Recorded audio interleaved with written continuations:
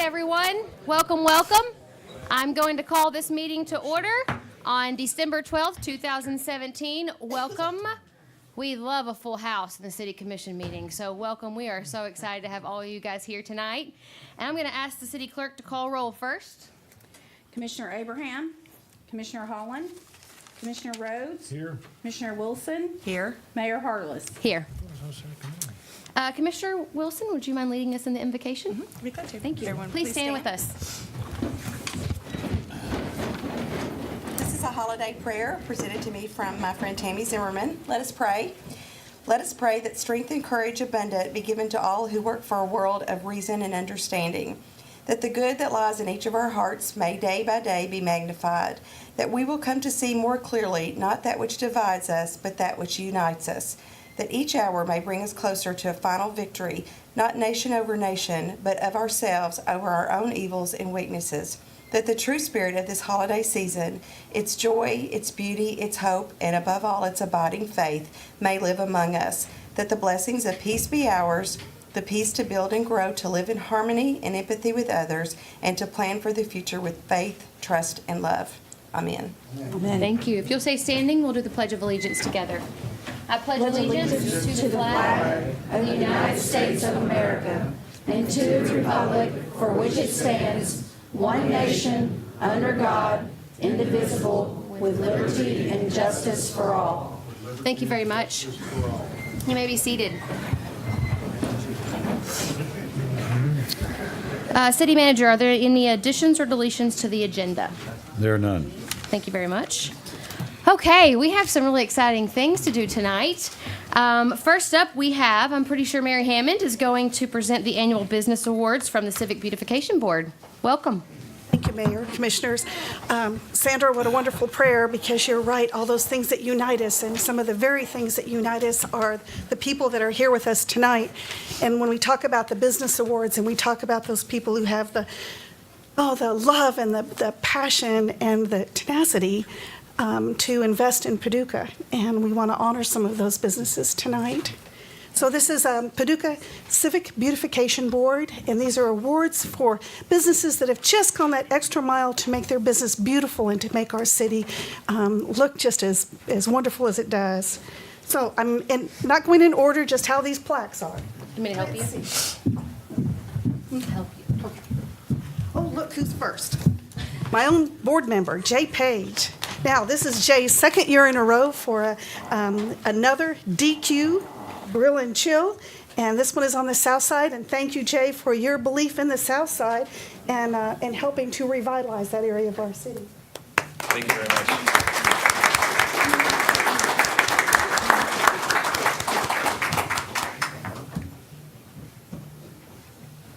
These photos were taken by Paul Grumley, who, after retiring as a physician, has been taking classes over at the Paducah School of Art and Design.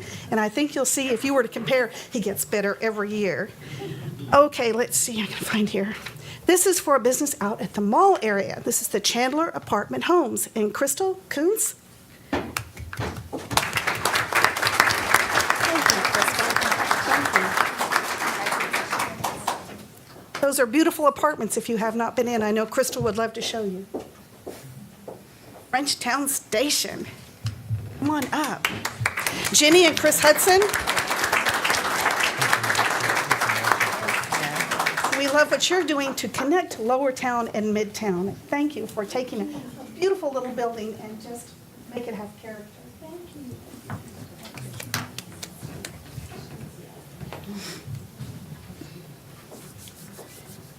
Another Midtown business, Independence Bank, Danny Evans. Wow. Wow. This is one booming area of town, and you know it. Thanks.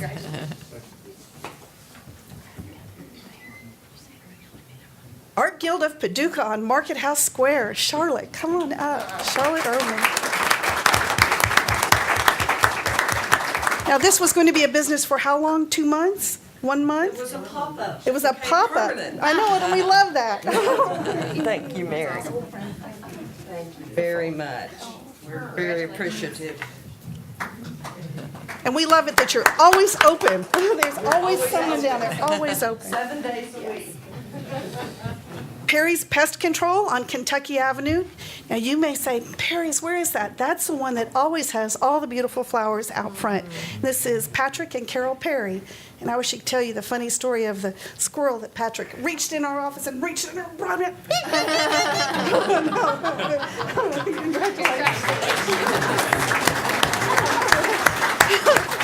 He walked through the lobby that was packed with quilters with this squirrel. Eek, eek, eek. He had to be there. Holiday Inn Paducah Riverfront. Josh Holmes and Tracy Mathis, where are you? I know you're here. Now, how long did we wait for this to be down there? And we're loving it. People say, how are they doing? I said, they're doing great. Thank you, Josh. Congratulations. Thank you. Thanks.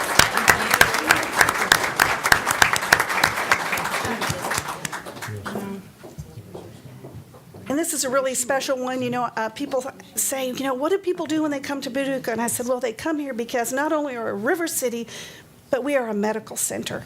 And we're very proud of Western Baptist Health that continues to expand and continues to invest in Paducah. And the latest is with the Ray and Kay Eckstein Regional Cancer Care Center. Bonnie.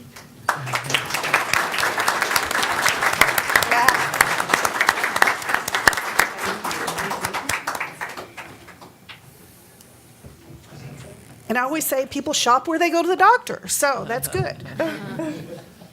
And the last one, but not least, CFSB and the new South Side building. And thank you for investing in the South Side. Randall, come on up, Susan.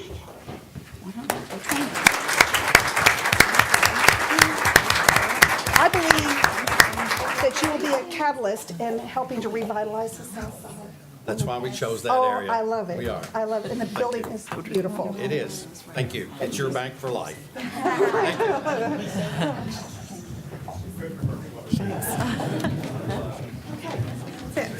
Thank you Mary. all. Thank you so much. All right, we have more awards to give. What an exciting evening. Mark Thompson, you want to come up and give out some Christmas parade awards? Absolutely, Mayor. With your help, please. I have with me tonight Zara Dunbar, one of our staff. Molly Thomasella Johnson is ill tonight. She's been fighting what's gone through our department, so. Oh, no. Indeed, so. We're going to start off. First of all, it was a terrific parade. We had almost 100 entries this year, and the weather was great. The crowds were as large as I've ever seen at one of our parades. Had to fight through and that sort of thing. Had one little breakdown that caused us a little pain, but that's okay. That happens. At least it wasn't the train going through the middle of the parade this year, which we've had twice in the last 17 years. So that's where we are. And so we really had it. And this year's theme was Let It Glow, Let It Glow, Let It Glow. And many, many folks stepped up their commitment to the building some really grand floats and lighting things up. It was really, really nice. So the first is our drill team division. And in second place, the Paducah Quick Step Cloggers. We have a representative there. No cloggers tonight. Okay. How many minutes do we have to? No. Shoes aren't. First place, Silver Lining Homeschool Color Guard.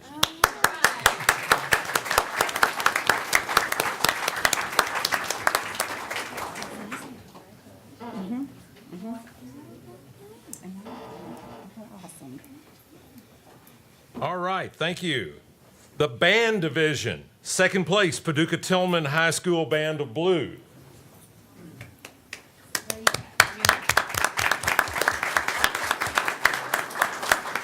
Band members here tonight? Okay.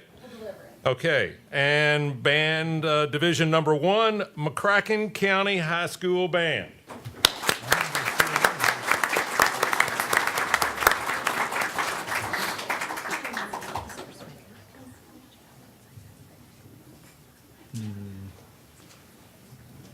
Non-float division, third place, Independence Bank.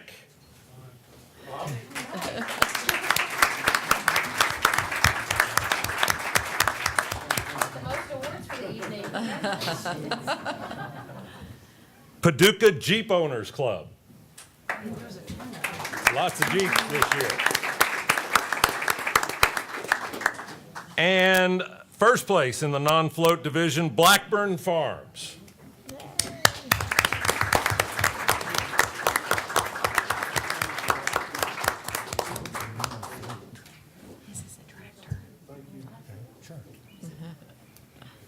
All right. Let's see, that was the non-float number. School float division, really grand. Murray State University, Paducah campus, third place.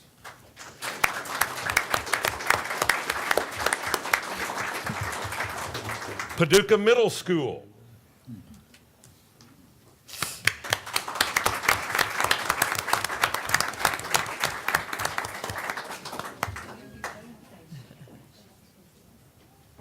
And McNabb Elementary.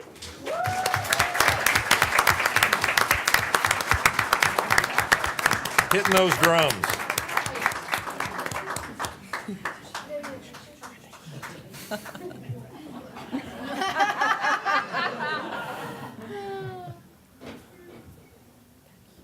Go, Miss Natalie. I'm almost as tall as they are. Congratulations. I was gonna say. All right, let's see, what have I got there? Thanks, ladies. Okay.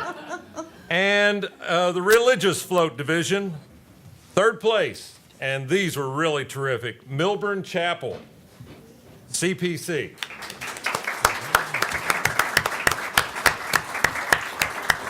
Second place, Grace Episcopal Youth.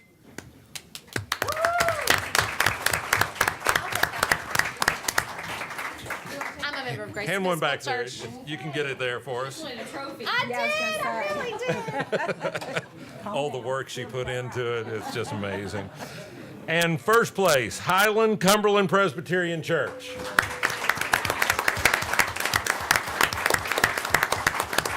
I think we got some photos coming up for this one.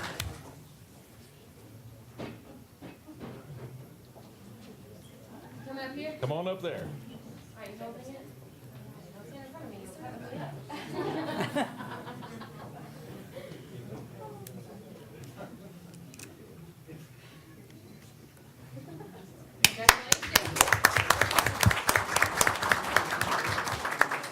And the themed float division, fifth place, Dippin' Dots Ice Cream. Fourth place, Cub Scout Pack 2 2018. Goodwin Farms in third place. A clap, of course. And second place, we had Bacon Farmer and Workman, Markham Engineering. Lance is here.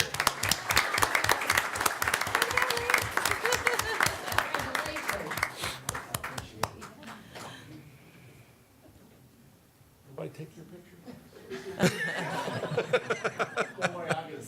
There you go. And first place, with a great group of kids and everything and parents, the Paducah McCracken County Composite Mountain Bike Team. First place. Here they come. Line up. Well done. Well done.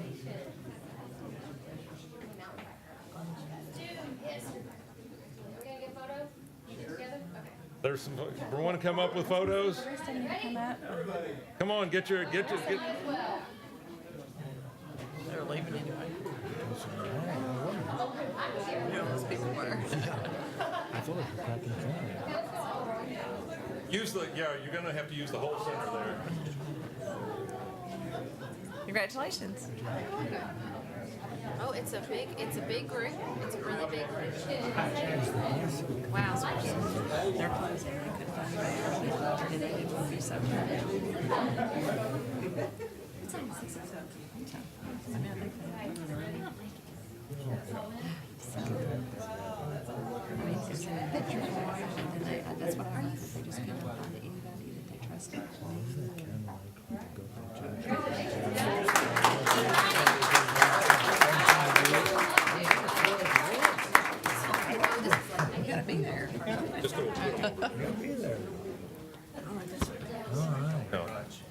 Thank you.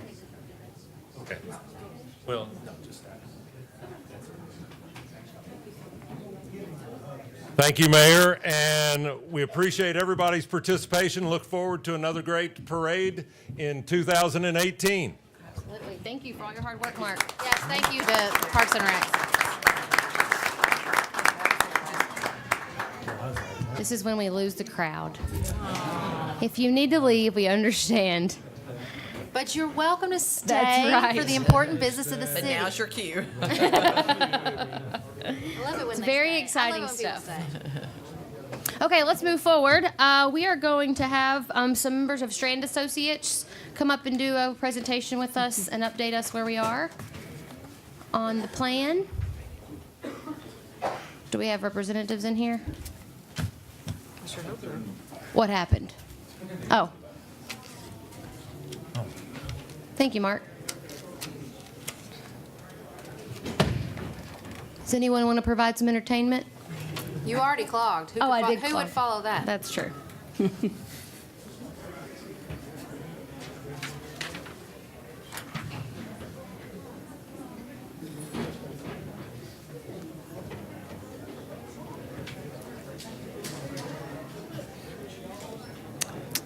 All right, guys, come on up.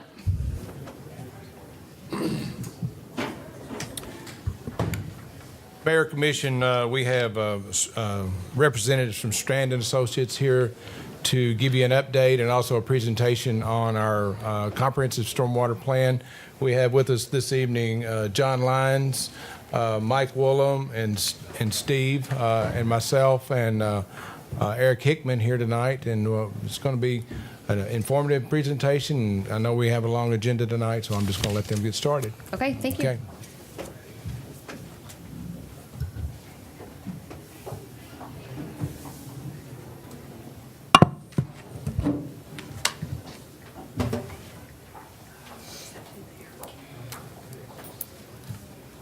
Well, thank you for having us tonight.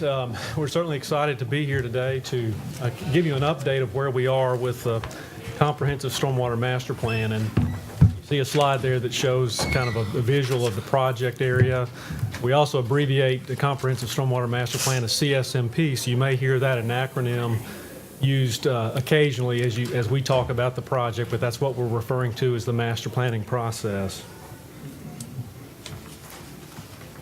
One of the things that's been very important from our standpoint as we've gotten here today is understanding the local challenges and their importance in regards to the success of the CSMP. And we've shared this slide previously, but we thought it would be good to revisit it given the complexity of Paducah and the service area, in particular your stormwater system.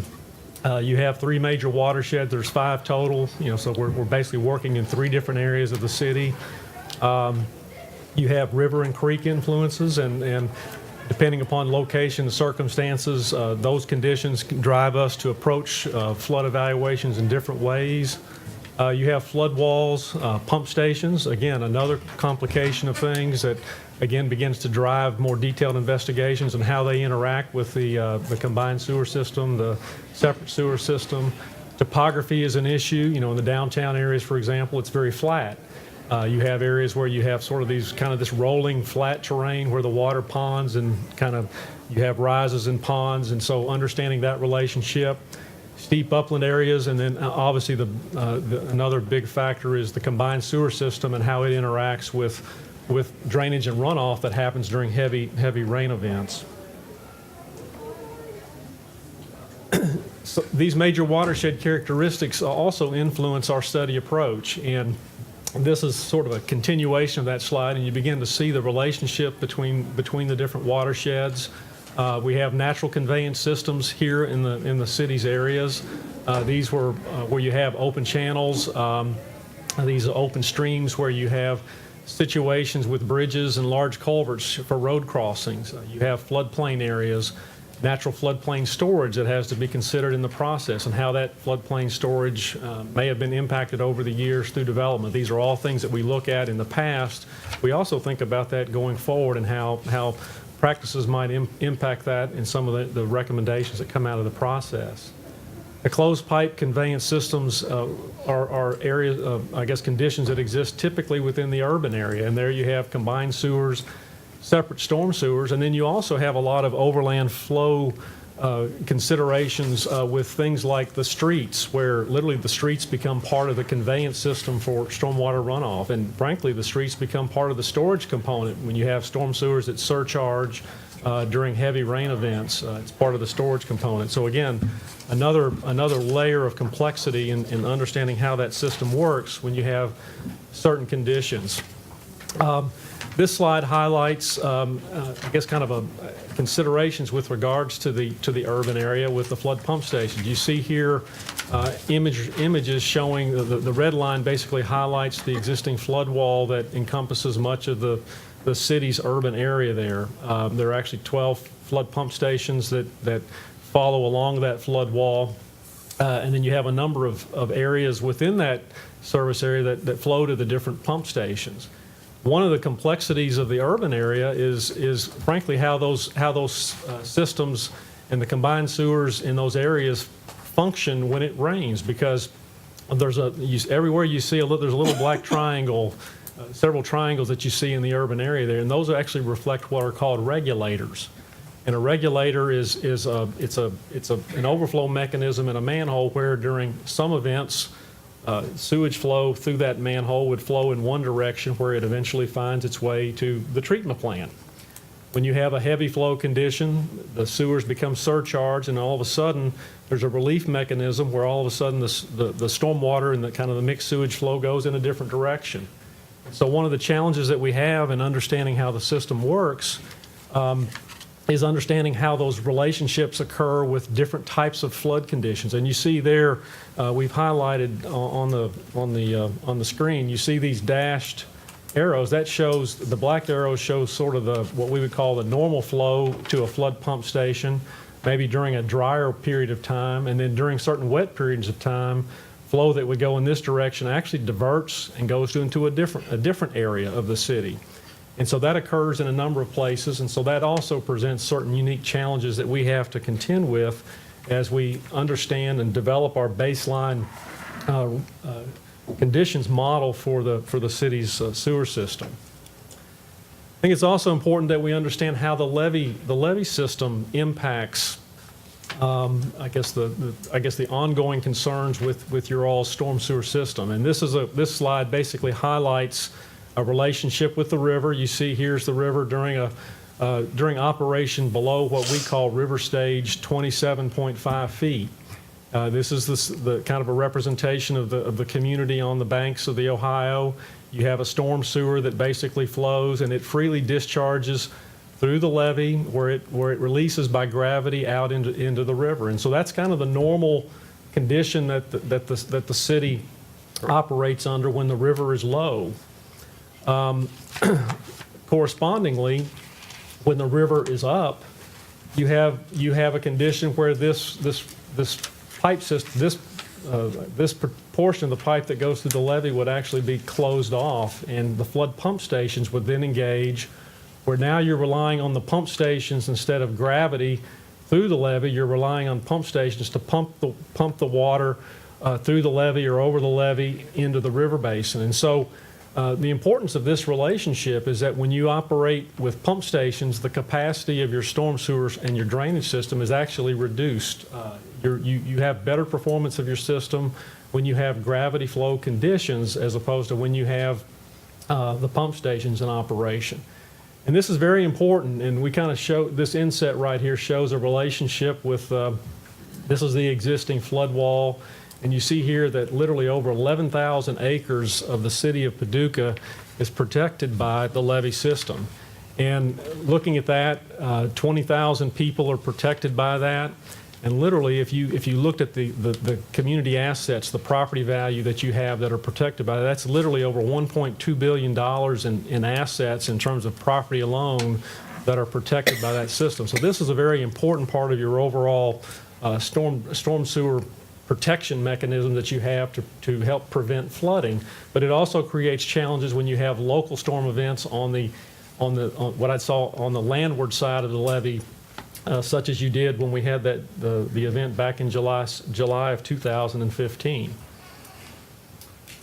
As part of our study efforts on the CSMP, the Comprehensive Stormwater Master Plan, we've had a fairly extensive community outreach effort trying to reach out with citizens to collect feedback on some of the issues that they've been having. And part of this has been supported through public information advertisements that your own staff, Pam Spencer, has been instrumental in assisting us with, and then also a survey, a flood survey that we had prepared that was placed online and then also made available at public meetings.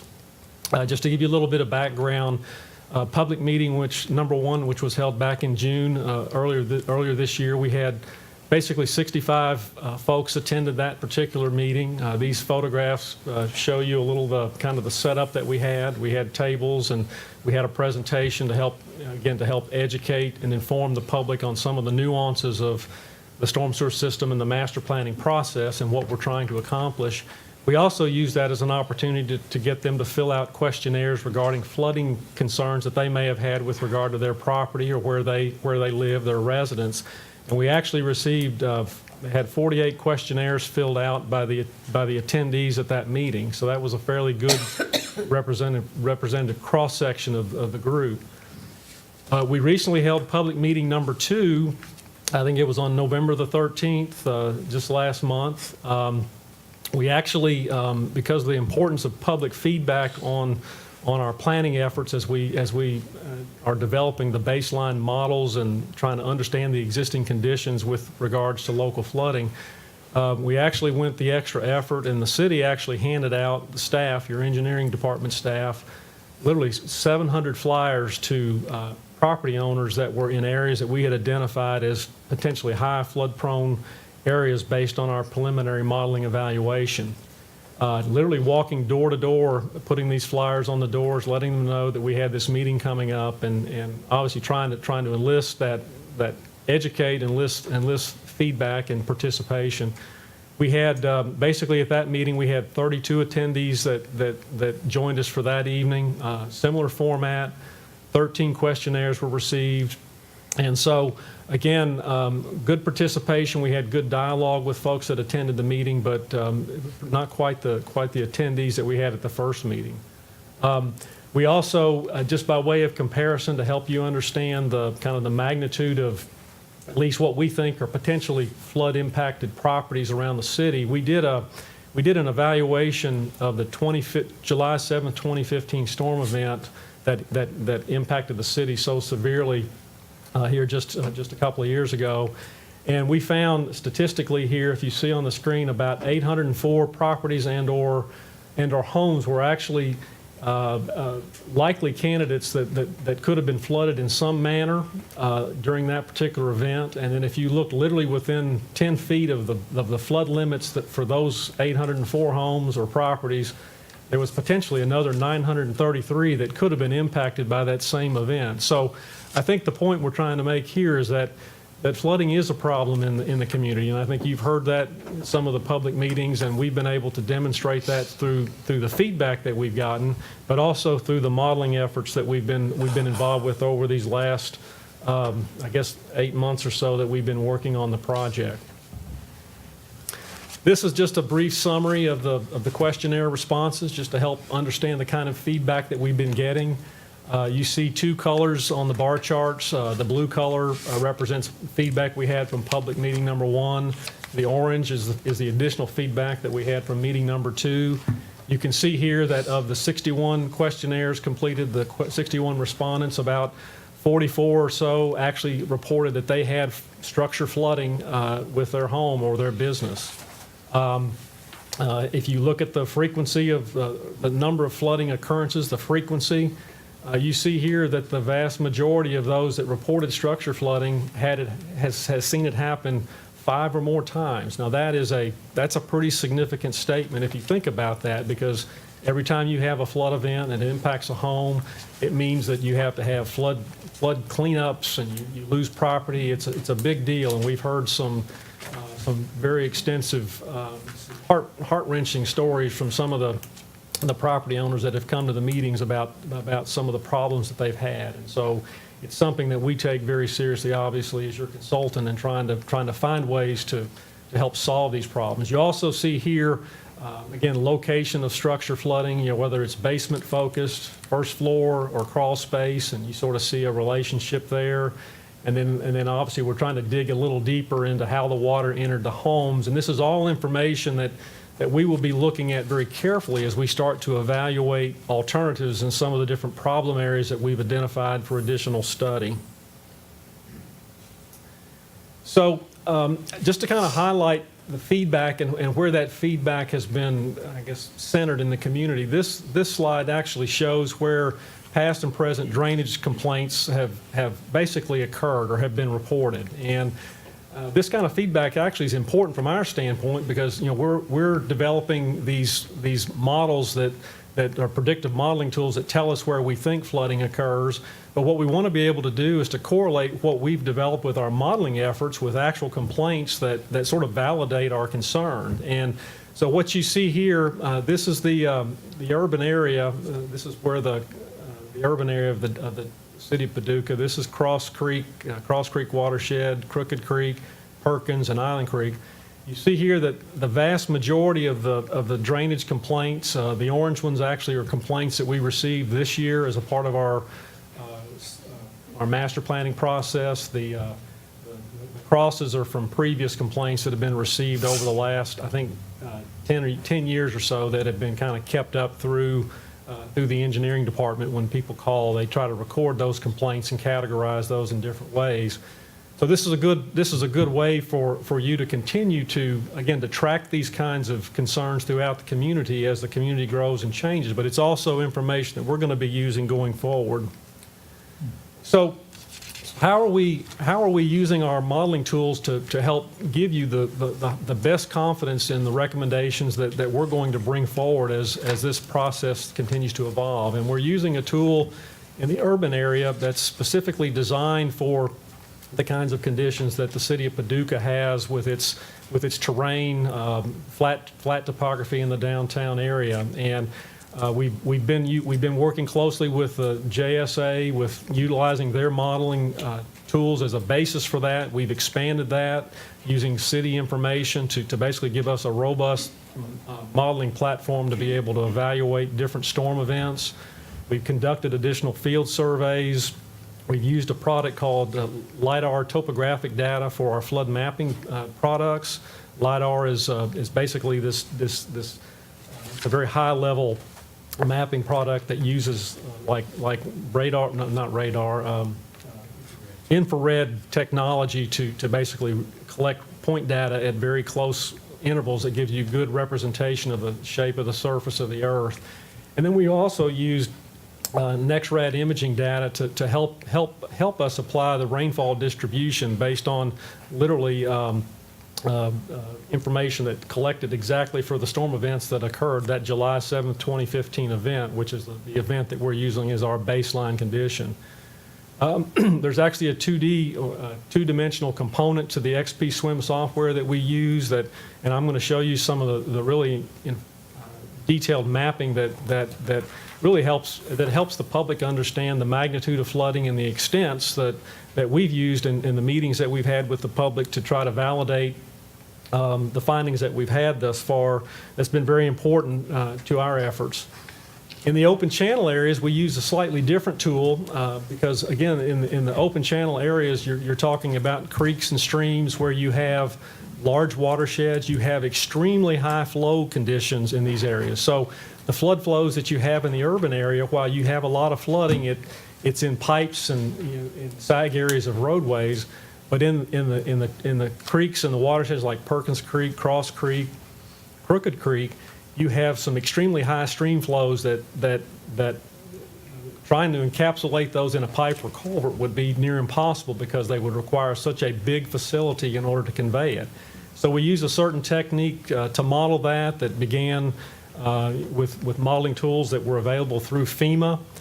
We've supplemented that with more detailed hydrology and incorporated other storage and detention areas that exist within the different watersheds, and again utilize the same NextRad imaging to facilitate the rainfall distribution. Then the modeling aspect of that, we also went out and surveyed all the various bridges and other features that are critical to flooding, because bridges, while they're important in being able to convey traffic over a stream, if the size of the opening is small, it will cause the water to back up, and in some cases overtop the roadway. And this profile right here kind of illustrates that, and you'll see here, I think this is actually the bridge at, I believe is that Buckner Lane, Steve? That's Buckner Lane right here, so you see the water literally going over the road where Buckner Lane would cross Crooked Creek, and we actually simulated this in our modeling efforts to show you. So that spike right there is actually the crest of the roadway, and you see the water is there's actually a scale here on the side. It's hard to read, but the water's probably about a foot, maybe a little more over the top of the roadway during that July 7, 2015 event. So these are the kinds of tools that we're using to basically develop a good understanding and qualified baseline existing conditions model that we're going to be using to determine solutions going forward. One of the things that we've also done through the public feedback that we've had is that we've also used their feedback to help calibrate models so that we have more, again, we improve the accuracy and reliability so that the recommendations that follow will be founded on conditions that give us confidence that the improvements will perform based on the desired level of service that we're charged with providing with the improvements that come along. And this is a case here on the left here. You see where our original model, there was a complaint that we had here where there was a flooding condition, but our model didn't show any actual flooding that was occurring in this area. Well, once we received this complaint, we went out, we did some additional studies. We were able to basically enhance the pipe network. These little black lines are pipes and things that we've further delineated in this area, and we were actually able to show flooding that was occurring in this area. And this flooding, when you see this color image, the dark blue is probably somewhere in the half a foot, to range. Where you get into these lighter colors, that means the depth of flooding actually increases. So we're using this colored shading as a mechanism to be able to show in a very visual way the kind of flooding that we're seeing in certain areas of the city. And you'll see here momentarily as I show you, like here, for example, this same process was used at the hospital. And you see here a photo on the right. This was taken during the July 7th event in 2015. It was actually taken from this vantage point, sort of looking back in this direction. You see cars, water up to the wheel well, the fenders of the cars. And you see here, again, you see deep flooding in this area, right in this location in the street, right in front of the hospital. And again, this photographic evidence gave us a lot of confidence that our modeling tool is actually accurately predicting what actually occurred for that event, and providing a good basis for recommendations going forward. Similarly, as we look in some of the streams and creek areas, and again, kind of going back to Buckner Lane, this is Buckner Lane, Pecan Drive in this area, our model actually predicted a floodplain limit that you see here in the shading in red. This is, again, our predicted flood limits for the July 7th, 2015 events. It actually extends beyond the existing floodplain that you see underlying in that area.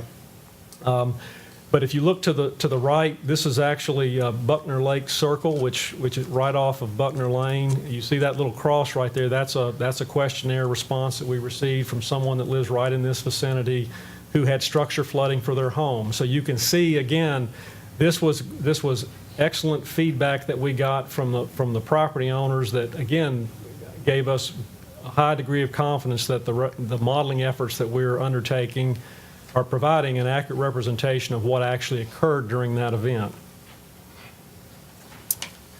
So if we go back and look from a community-wide basis, this slide highlights citywide the extensive flooding that we basically replicated for this July 7th, 2015 event. And if you think about, if we go back and we kind of did a correlation of the rainfall amounts that occurred on that day, And based on our analysis, this appears to be like what we would equate to a 100-year, 3-hour event. And that's a short duration, high intensity rainfall event. And one would think that it would result in a lot of flooding because of the depth of precipitation that occurred.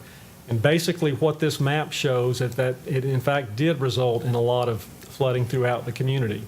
Just to orient folks, the Ohio River is here. You see Hinkleville Road in this area, I-24 is right in this area. This is the Perkins Creek, Crooked Creek right in this area, Cross Creek over here. You're kind of getting down into the urban area here. This is the Madison Street area, Noble Park right in this area here. That's the actual lake right there in Noble Park. So you begin to see that this coloration begins to define problem areas based on the flood depths, and where you see a lot of color. It's the cue to us that says maybe this is where we can begin to focus in on problem areas that should be considered for future evaluation. And so taking that cue,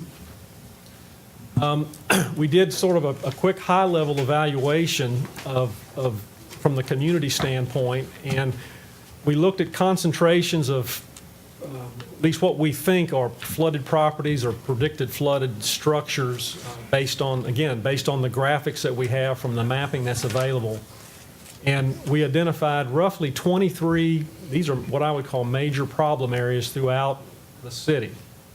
If you look here, there's a table in the lower right-hand corner that highlights these 23 problem areas in terms of numbers of potential structures that have been flooded for different events. In other words, for the 10-year event, all of these cumulatively had roughly 75 structures that were impacted on, or properties that were impacted on some level. If you go and look all the way to the extreme, July 7th, 2015, that number jumps all the way up, and I think that's 416 structures. So you begin to see an order of magnitude that just in these 23 areas alone, we're seeing that potential of properties, structures that have issues that we can evaluate and figure out solutions for going forward.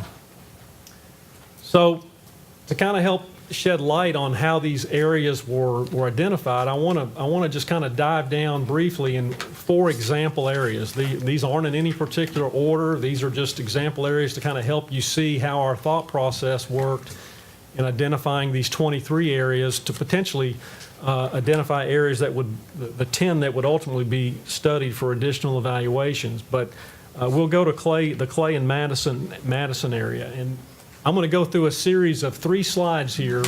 I'll go through them pretty quickly. They're all the same, except we're going to go from a 10-year, which a 10-year storm basically means that there's a 10% chance in any given year that this storm could happen again. So it could happen 3 times or 4 times in a year. There's just a 10% probability that it would happen.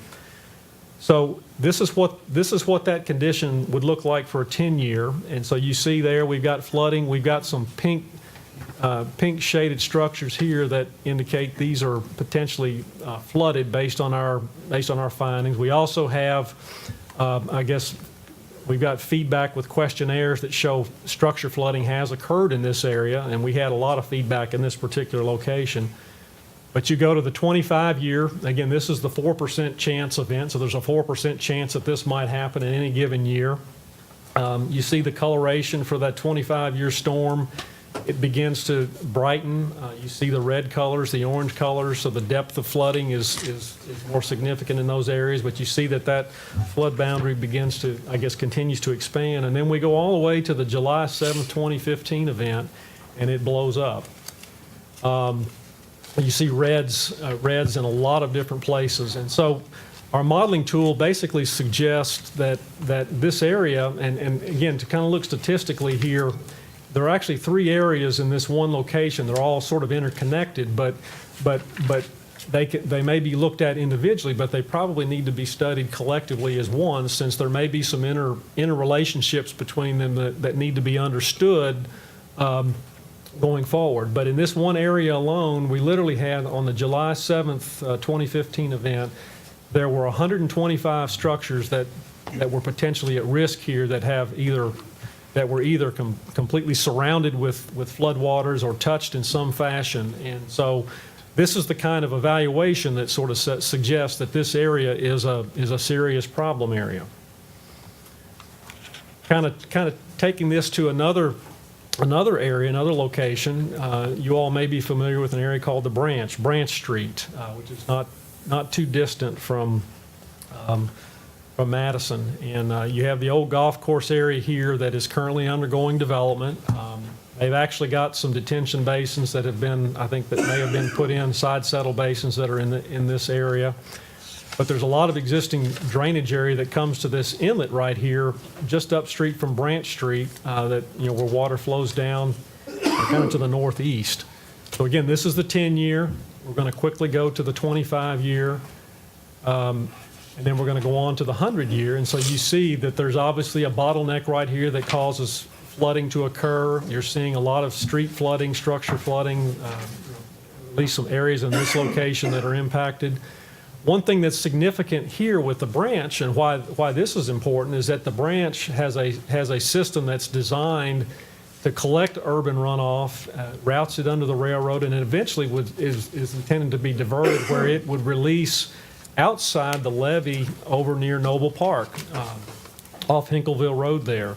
But what happens because of the bottlenecks that exist within this system, that floodwater, it has to make this hard left 90-degree turn. The floodwater isn't capable of getting in the system, so what it does is it jumps and it goes into this adjacent service area where there's combined sewers. And so you begin to see how relationships exist within the urban area, that if we can correct this, potentially redirect this in a different way, that there may be a way to get some residual benefits also for this adjacent area.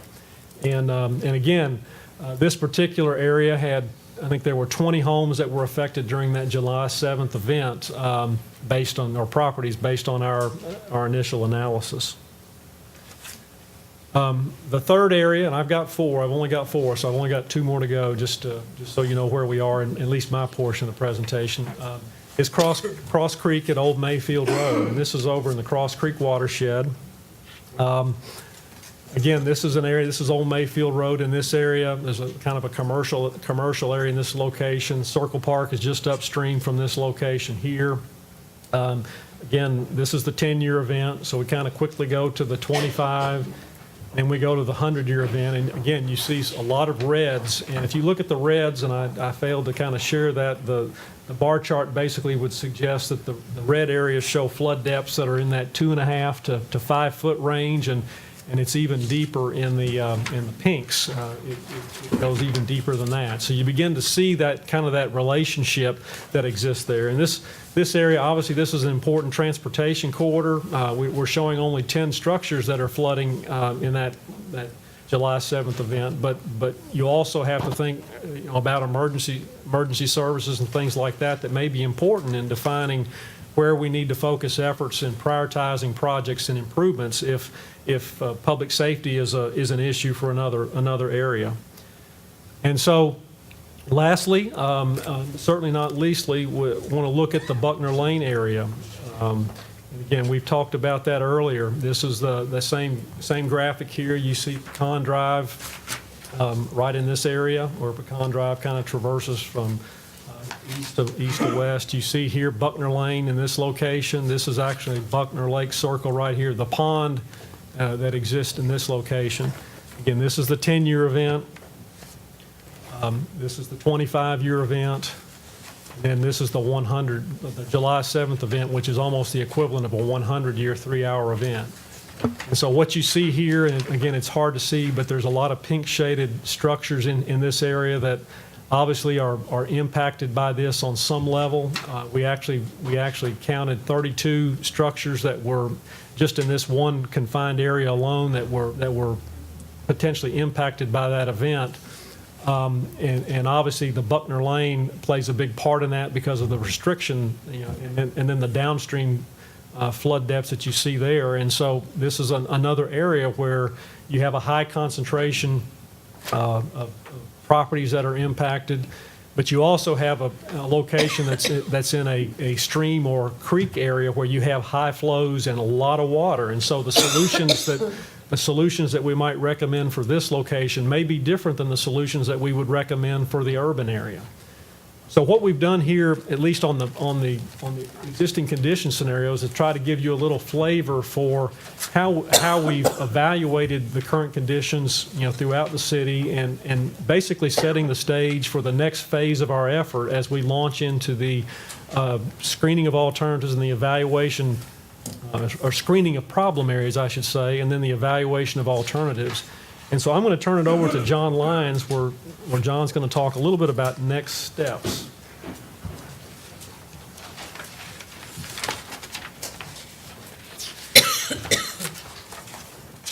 Good evening.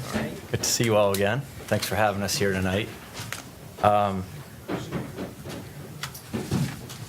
Mike gave you an overview of the progress that we've made to date, and we're going to be sharing with you some of the task flow charts that we presented, I think it was about a year ago, January 2017. So according to task 10 of our current scope of work, we're now at the point where we need to establish the 10 priority areas for alternatives evaluation. When we talk about alternatives evaluations, this is where we start to look at stormwater control facilities.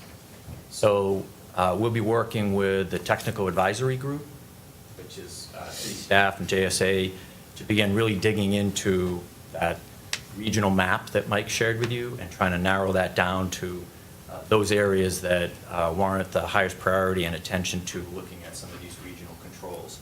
Some of the criteria we'll be including in that evaluation is the number and concentration of structure flooding, property damage complaints, emergency access, flood frequency, et cetera. So when you look at this entire map, it's a little bit overwhelming, but again, from the standpoint of advancing forward with controls, this next step really allows us to hone in on target areas and really begin to evaluate where we can have some benefits and relief to those areas. So the next steps, continue to review and refine the model based on public feedback. Again, the imagery and information that the public has given us has been hugely valuable in us determining that the model we have is representative of the conditions that occurred during certain storm events.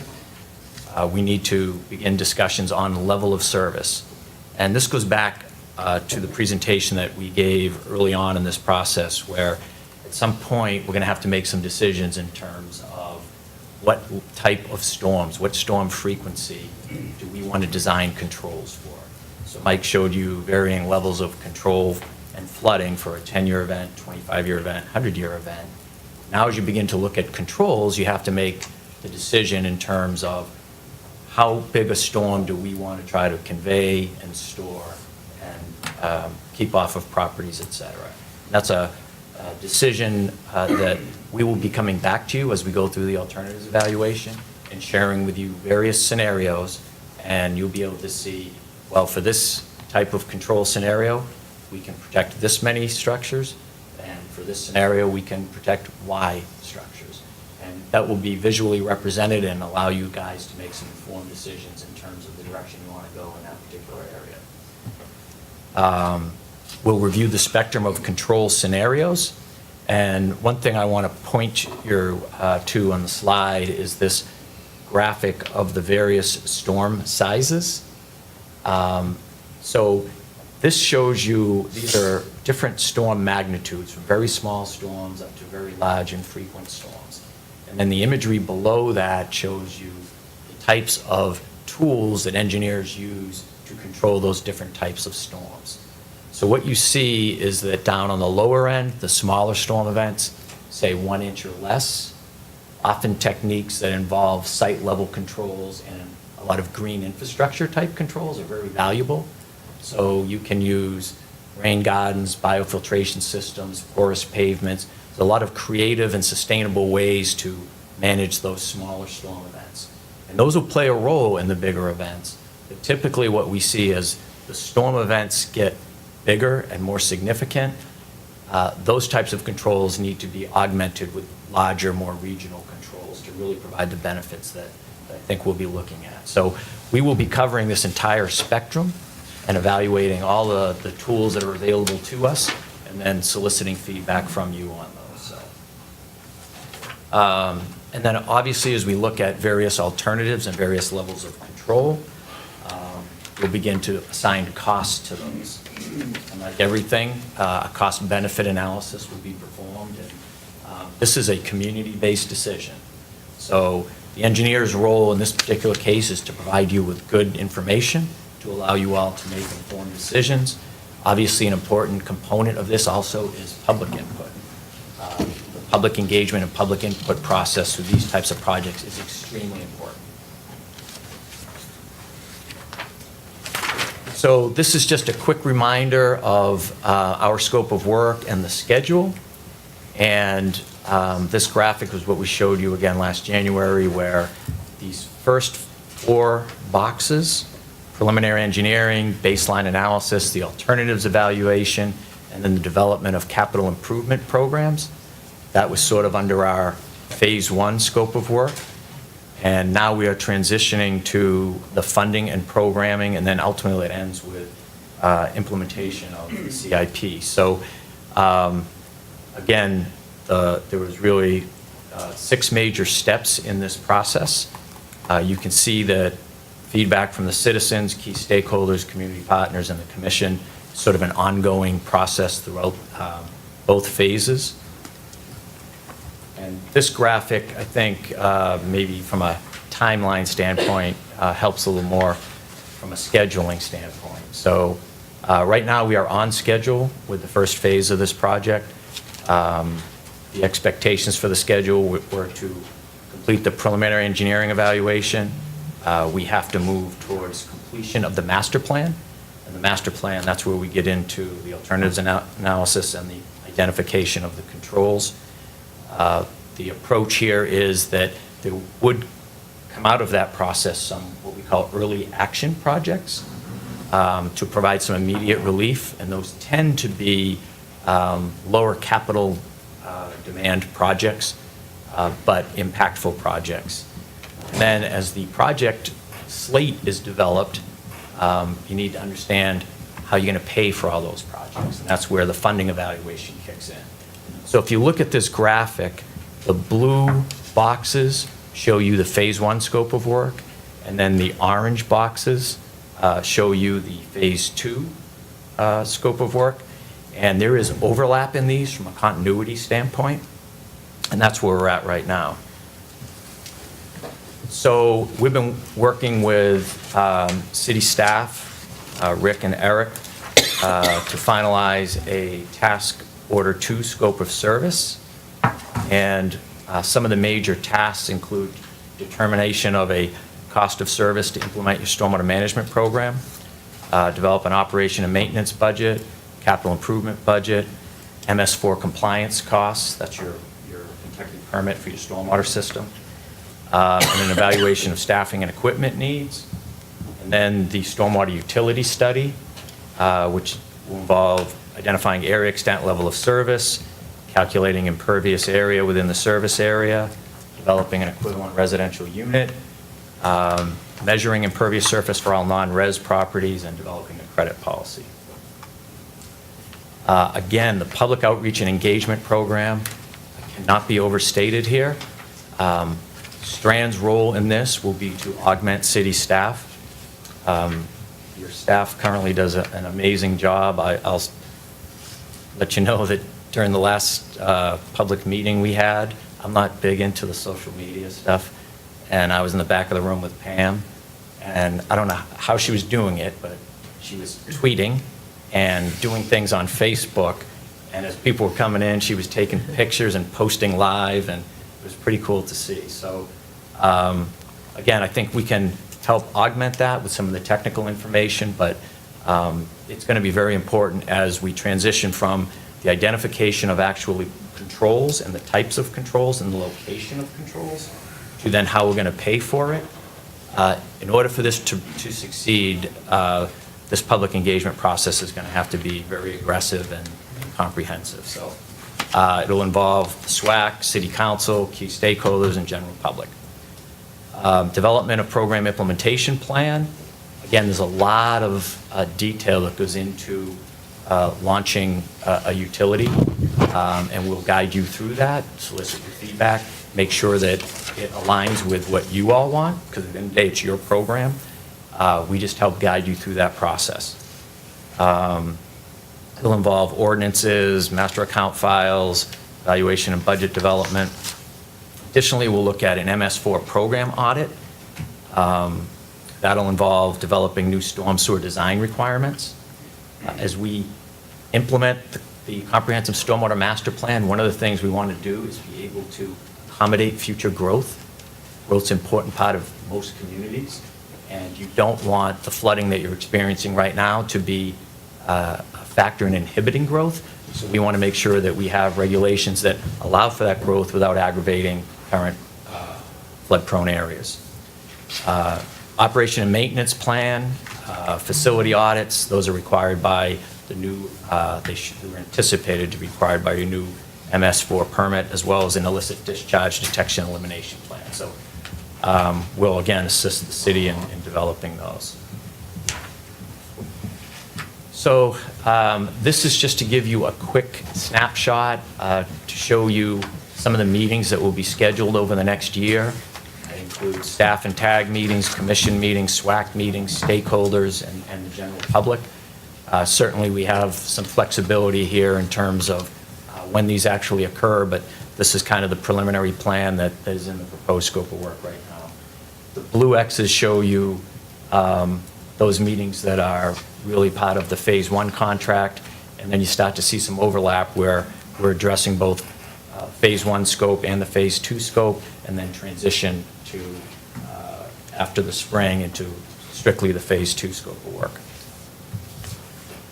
So the next phase is the determination of the funding approach and implementation of the master plan projects. And that funding and programming scope of work, again, we've been working with Rick and Eric. Our plan is to finalize that scope and fee and have it to you for your next commission meeting for the first reading and consideration of that. So if there are any questions, I'd be happy to take those. John, repeat what you just said, and just back up the CD just for like 30 seconds. The last point you made was at the next. Yes.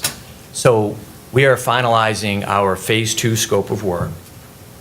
Okay. And our plan is to have that to you for your review prior to your next meeting, and the goal would be for you to have the first reading of that at your meeting on the 19th. Okay. Great, any other questions? I do. How many meetings of the Citizen Advisory Council have you had? Two meetings? 2 meetings. Okay. And then my next question was, the Paducah Sun had a really interesting article on a report from the Army Corps of Engineers on the Ohio River Valley. I don't know if you saw it. They did a big report on the challenges facing areas on the Ohio River. And one of the lines really stuck out to me, which was, cities need to find ways to be sponges, not funnels. And I noticed that you spoke a little bit about this in the alternatives at the smaller rain events and the homeowner level. And I just wonder, when we're talking about alternatives and we're talking about, you know, recommendations for moving forward and stormwater controls, how much we can focus on that sponge versus funnel, not just for small rain events, but for even if it, I understand that's a big question. I understand that's a big infrastructure discussion and a funding discussion. I get that. But during our trip to DC with the chamber, we met with a Paducah citizen, a Paducah native, who worked for the environmental group, and I can't remember the name of the environmental group right now. Do you remember who I'm talking about? Are you talking about Jacob? Yeah, Oh, uh-huh. Nature Conservancy. Thank you, Nature Conservancy, and he talked about green infrastructure and the ways cities can deal with that. So I just didn't know if that was on your radar, if that's something you'll be able to present ideas for us. Oh, yes. it Okay, is. good. Beyond the small rain events. Well, so let me say that we are very well versed in green infrastructure. I would say on a national level, from a green infrastructure, regional green infrastructure evaluation perspective, I think we can hold our own with anybody. Just as a little background, we've done the citywide green infrastructure evaluations for Louisville, Cincinnati, Northern Kentucky, Cleveland, as far as big cities, and then a whole bunch of smaller communities. So we're big proponents of green infrastructure. The interesting thing is you really have to study a community and its natural systems to really understand the potential that green infrastructure has. So if you're in a community that has sandy soils, well, and there's two ways to look at this. There's sort of the shallow soils, and then there's the deeper geology. So we'll look at both in your particular case. If you have basically shallow clay, high-density clay soils, it will limit. You're not what a we very can- good sponge. What we can infiltrate. But you can still capitalize on, so when you say the small storms versus the larger storms, if you have highly sandy soils and good deep geology that you can infiltrate a lot of water rapidly into, then you can begin to move along that spectrum of the small storm to the larger storms. If you don't, let's say we have clay soils and we really don't have access to decent geology, because what you can do, quite frankly, are wells, if you want to get into the deeper layer. And there's permitting issues there that we've been working through in some communities. Kentucky's permitting is actually handled by US EPA Region 4. There's been some recent changes there. So we will look at both. I'll just tell you that philosophically, the best thing you can do from a stormwater management standpoint is what's called source control. Keep the water at the source where it falls as much as possible. Now then you look at the impervious area that you have in your downtown. So there's not a lot of space to put this stuff. So we can explore with you options such as, do you want to develop a rain barrel program or a rain garden program where homeowners are incentivized to put these controls on their residential properties. As part of this stormwater utility, we'll be looking at a credit policy to try to incentivize non-residential property owners to implement controls on their particular properties. But we are probably going to have a lot more discussion about this with you from the standpoint of there are going to be certain physical restraints to what we can do in this community. It's either going to be space, soils, or geology. Okay, and we can show you evaporation rates. That some people feel like if you put a rain gun there, the water's going to magically disappear. I mean, I will bring engineering and science to this discussion, and we'll have good factual discussions about it. We will promote it as much as we can and support it technically. We'll want your input to know how aggressive you want to be with this, with incentive programs around the community. It has the potential to, based on my initial assessments, at this point, probably play a role mostly on the lower end of that spectrum. To deal with the kind of flooding that we have seen with your community, it's more than likely going to require some fairly significant, large-scale regional controls that could then potentially be augmented with some green infrastructure. The other benefit of the green infrastructure is even if we do big regional controls, we would want to provide some level of water quality treatment to that runoff before we put it in your creeks and streams. So the green can do both things. It can help a little bit with offsetting the volume. It can play a major role in cleaning up the runoff before we put it into your creeks and streams. So there's a role. We just got to collectively figure out where you all want to be with that. Does that make sense? Yeah, and I just want to clarify for our citizens, when we're talking about green infrastructure, we're not talking about sort of building infrastructure that's energy efficient or the impact of the infrastructure. We're talking about Mother Nature is probably best suited to control Mother Nature. And so we want to give her the best shot she can before we step in and try to fix it. And so I think that that's just a good way to think about it when we talk about stormwaters. It's a really good way to put it. Thank you. No, thank you so much for being here. Thank you. We We'll see you appreciate it. next week, or see Right. someone next week. Thank you. Thank you, Pam. Okay, let's move on to our first item on the agenda, the official agenda, and get these lovely ladies out of here since they just got to sit through a beautiful presentation about stormwater that we all care deeply about. So thanks for listening. Okay, so I have the motion. You guys can come on up if you would like to. Okay, they were featured in that presentation. Baptist Yes. Health. Yeah. So it definitely impacts you. It's very important. All right, so we have a resolution tonight. That's right in front of me.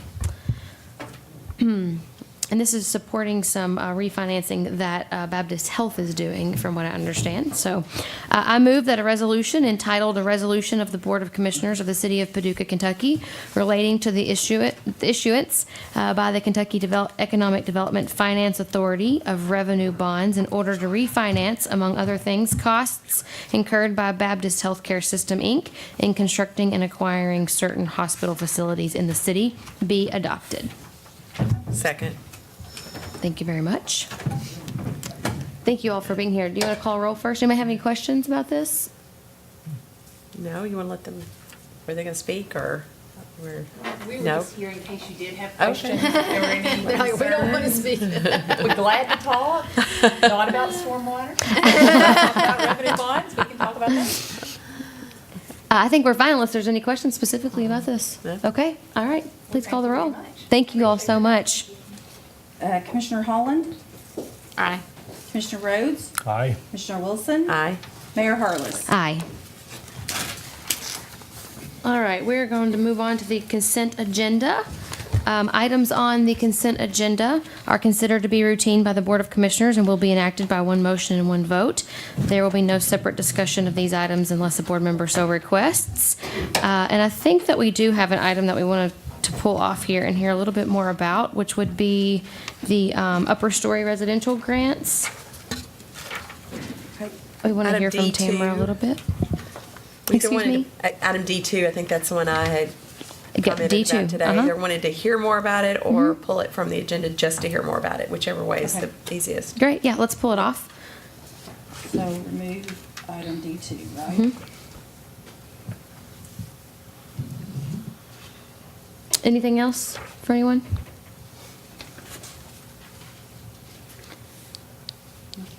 And then, if you don't mind reading us the items considered for the consent agenda? Okay. The consent agenda for December 12th, minutes for the November 28th, 2017 City Commission meeting, a reappointment of Robert Wade to the Civil Service Commission. This term shall expire December 9th, 2020. Reappointment of Frank Heidig and Greg McHill to the Brooks Stadium Commission. These terms shall expire December 5th, 2021. Receive and file documents, personnel actions, and a municipal order authorizing the application for a Kentucky Department for Library and Archives grant through the Kentucky Local Records Branch for the Paducah Police Department to be used to digitize felony case files. And I make a motion to approve the consent agenda as presented. Second. And will you call roll, please? Commissioner Holland, Aye. Commissioner Rhodes, Aye. Commissioner Wilson, Aye. Mayor Harless. Aye. And then, would you mind reading a motion for the I do not mind. piece that we took off? Okay. And a municipal order of the City of Paducah, Kentucky, conditionally approving the application of Soterion Development LLC for an upper story residential grant relating to the real property located at 227 Broadway, Paducah, Kentucky. So moved. I need a second. Second. Thank you.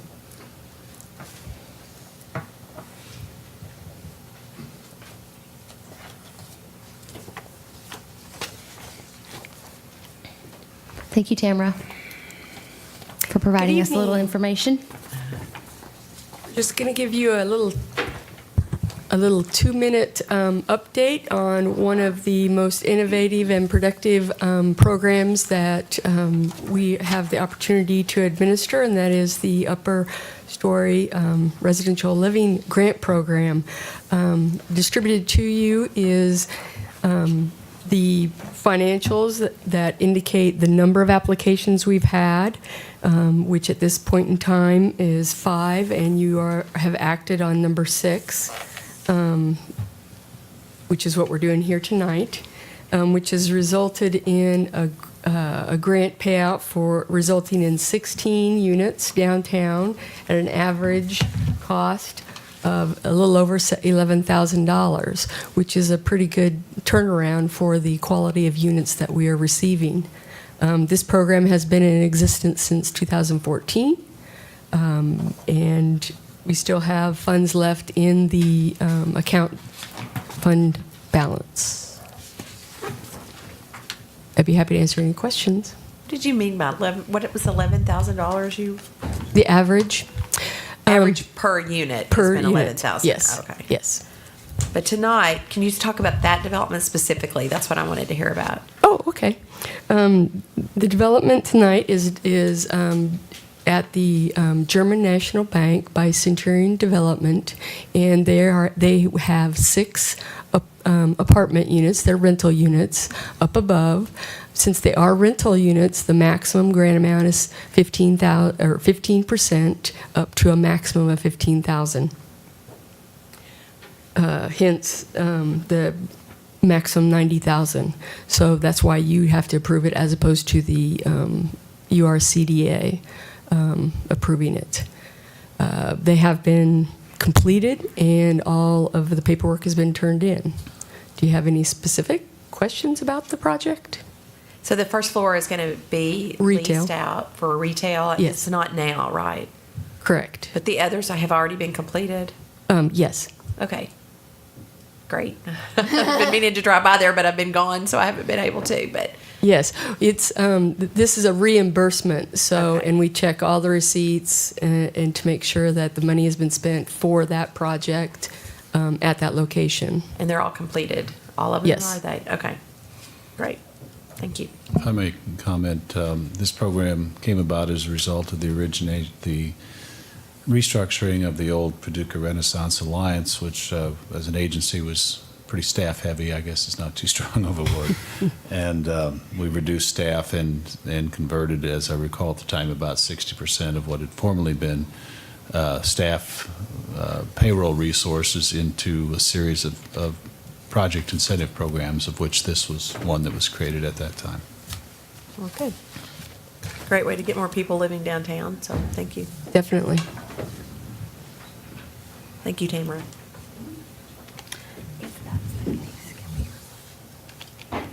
So now do you need a motion? Okay. No, we had the motion and the second, and now we're going to call roll. Okay. Commissioner Holland? Aye. Commissioner Rhodes? Aye. Commissioner Wilson? Aye. Mayor Hardless? Aye. Okay, moving on. Commissioner Wilson, you have a motion?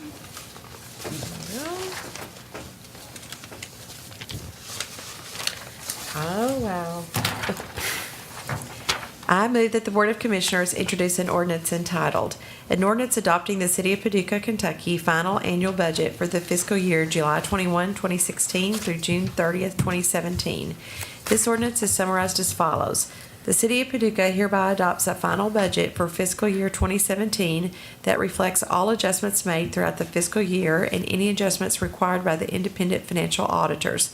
The appropriations of city government for a total of $89,166,290 and summarized by fund as follows. General Fund, $34,635,105. MAP, $2,023,000. Investment, $5,022,500. CDBG, $209,000. E911, $1,756,280. Court awards, $30,750. Debt, $3,468,995. CIP, $14,373,185.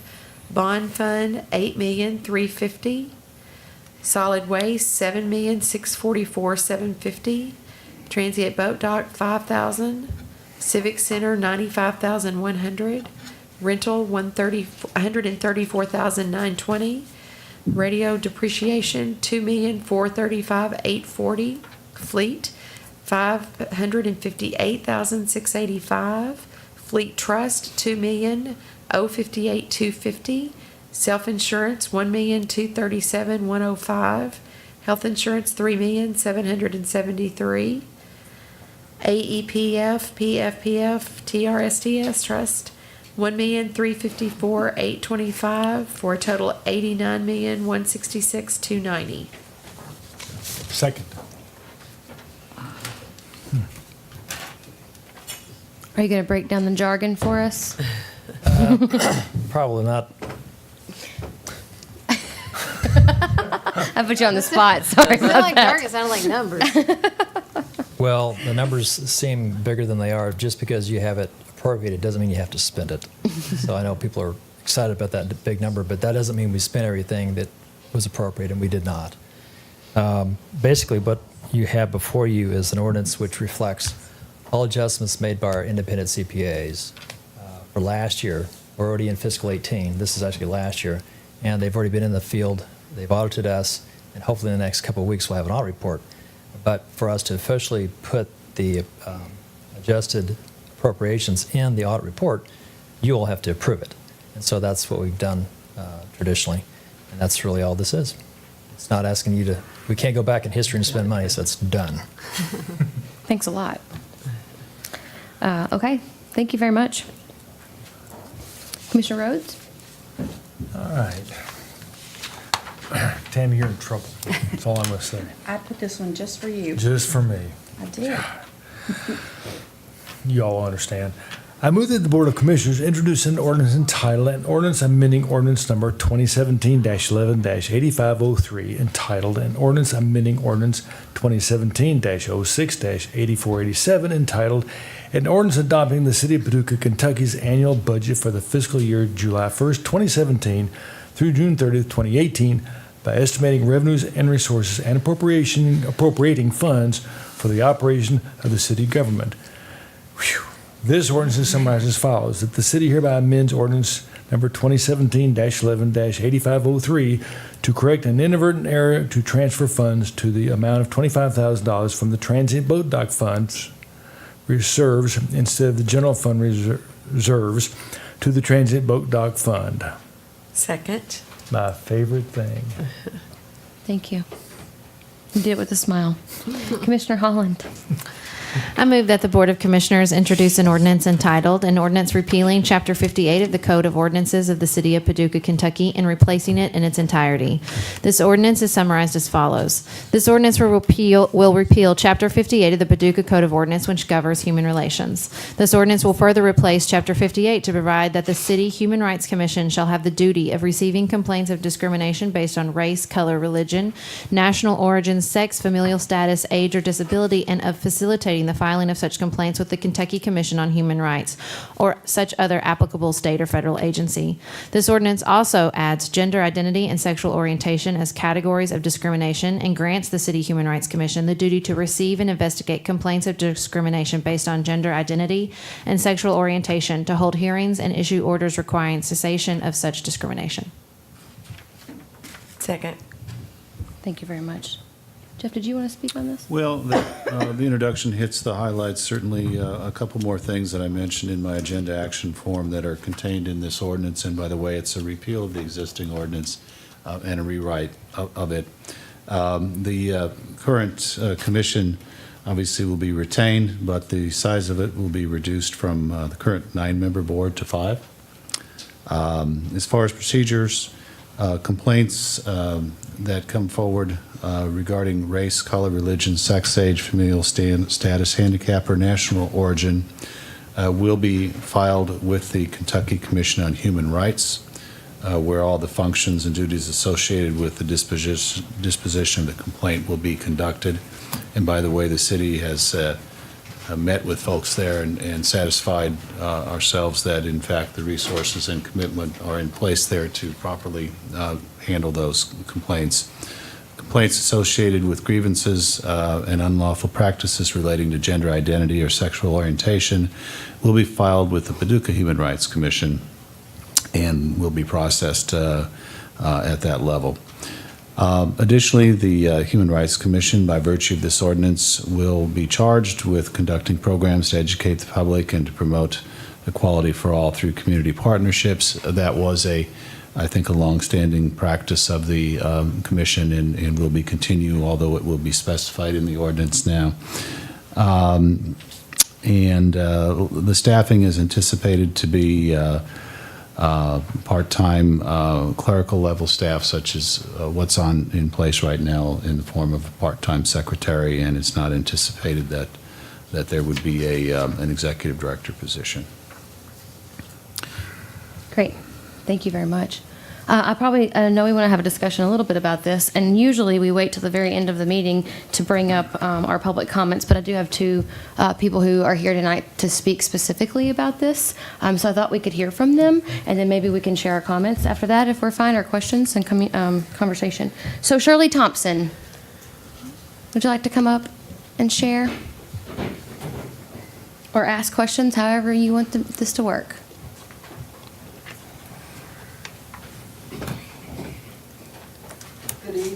Good evening.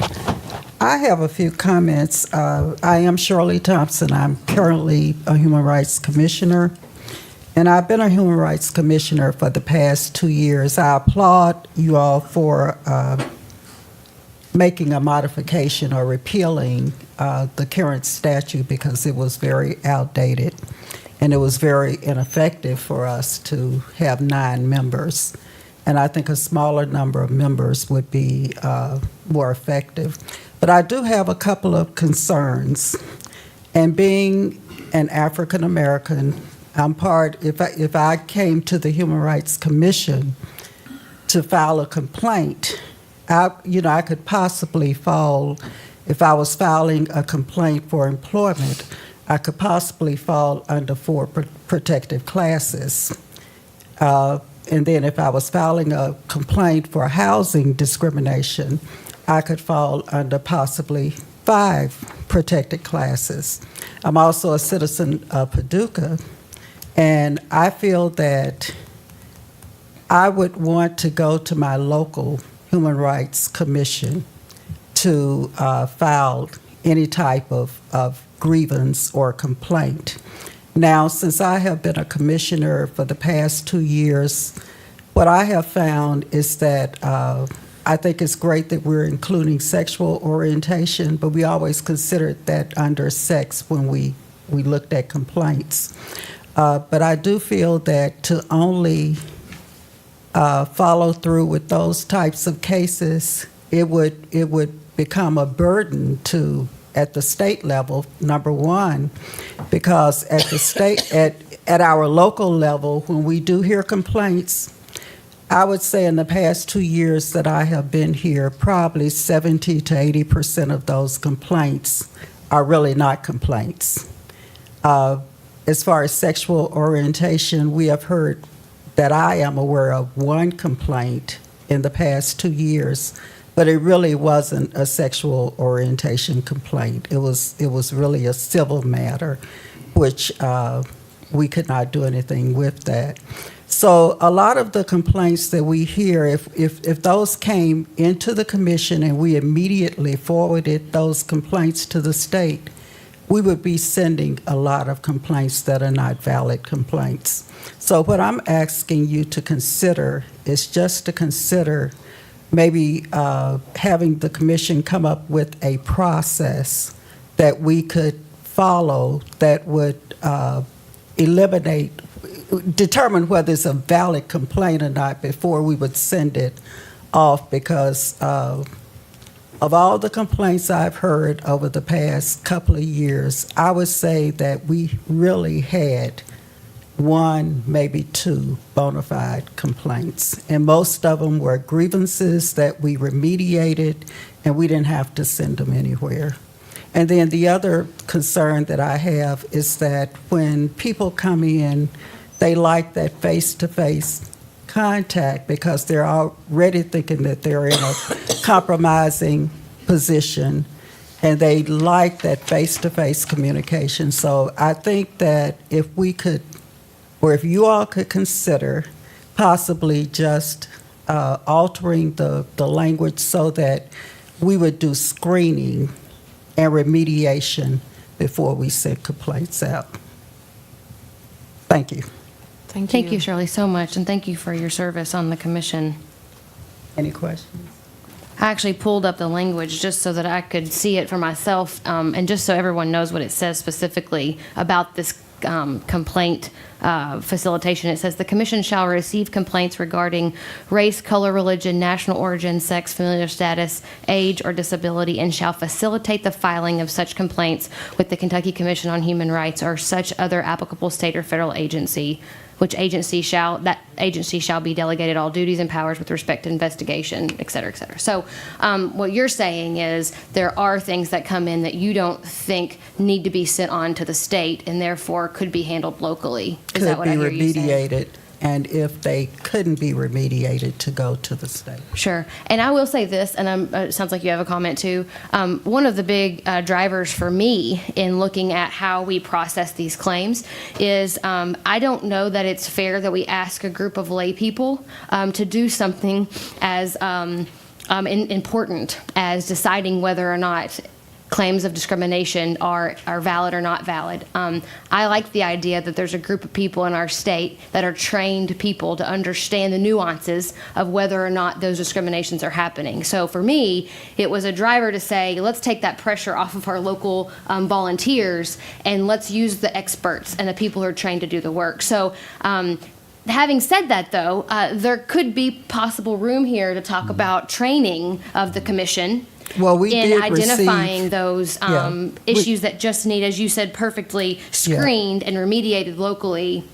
We Maybe did there's an receive that opportunity training maybe from the state about 3 months ago. Oh, great. Okay. So we do Good keep start. in constant contact with the state regarding any new policies, procedures, forms that need to be filled out, and we try to follow their process. And I do agree with you that when it gets to the point that we have decided this is possibly a real discrimination case, we do need to forward that on because we don't have the legal expertise to do that.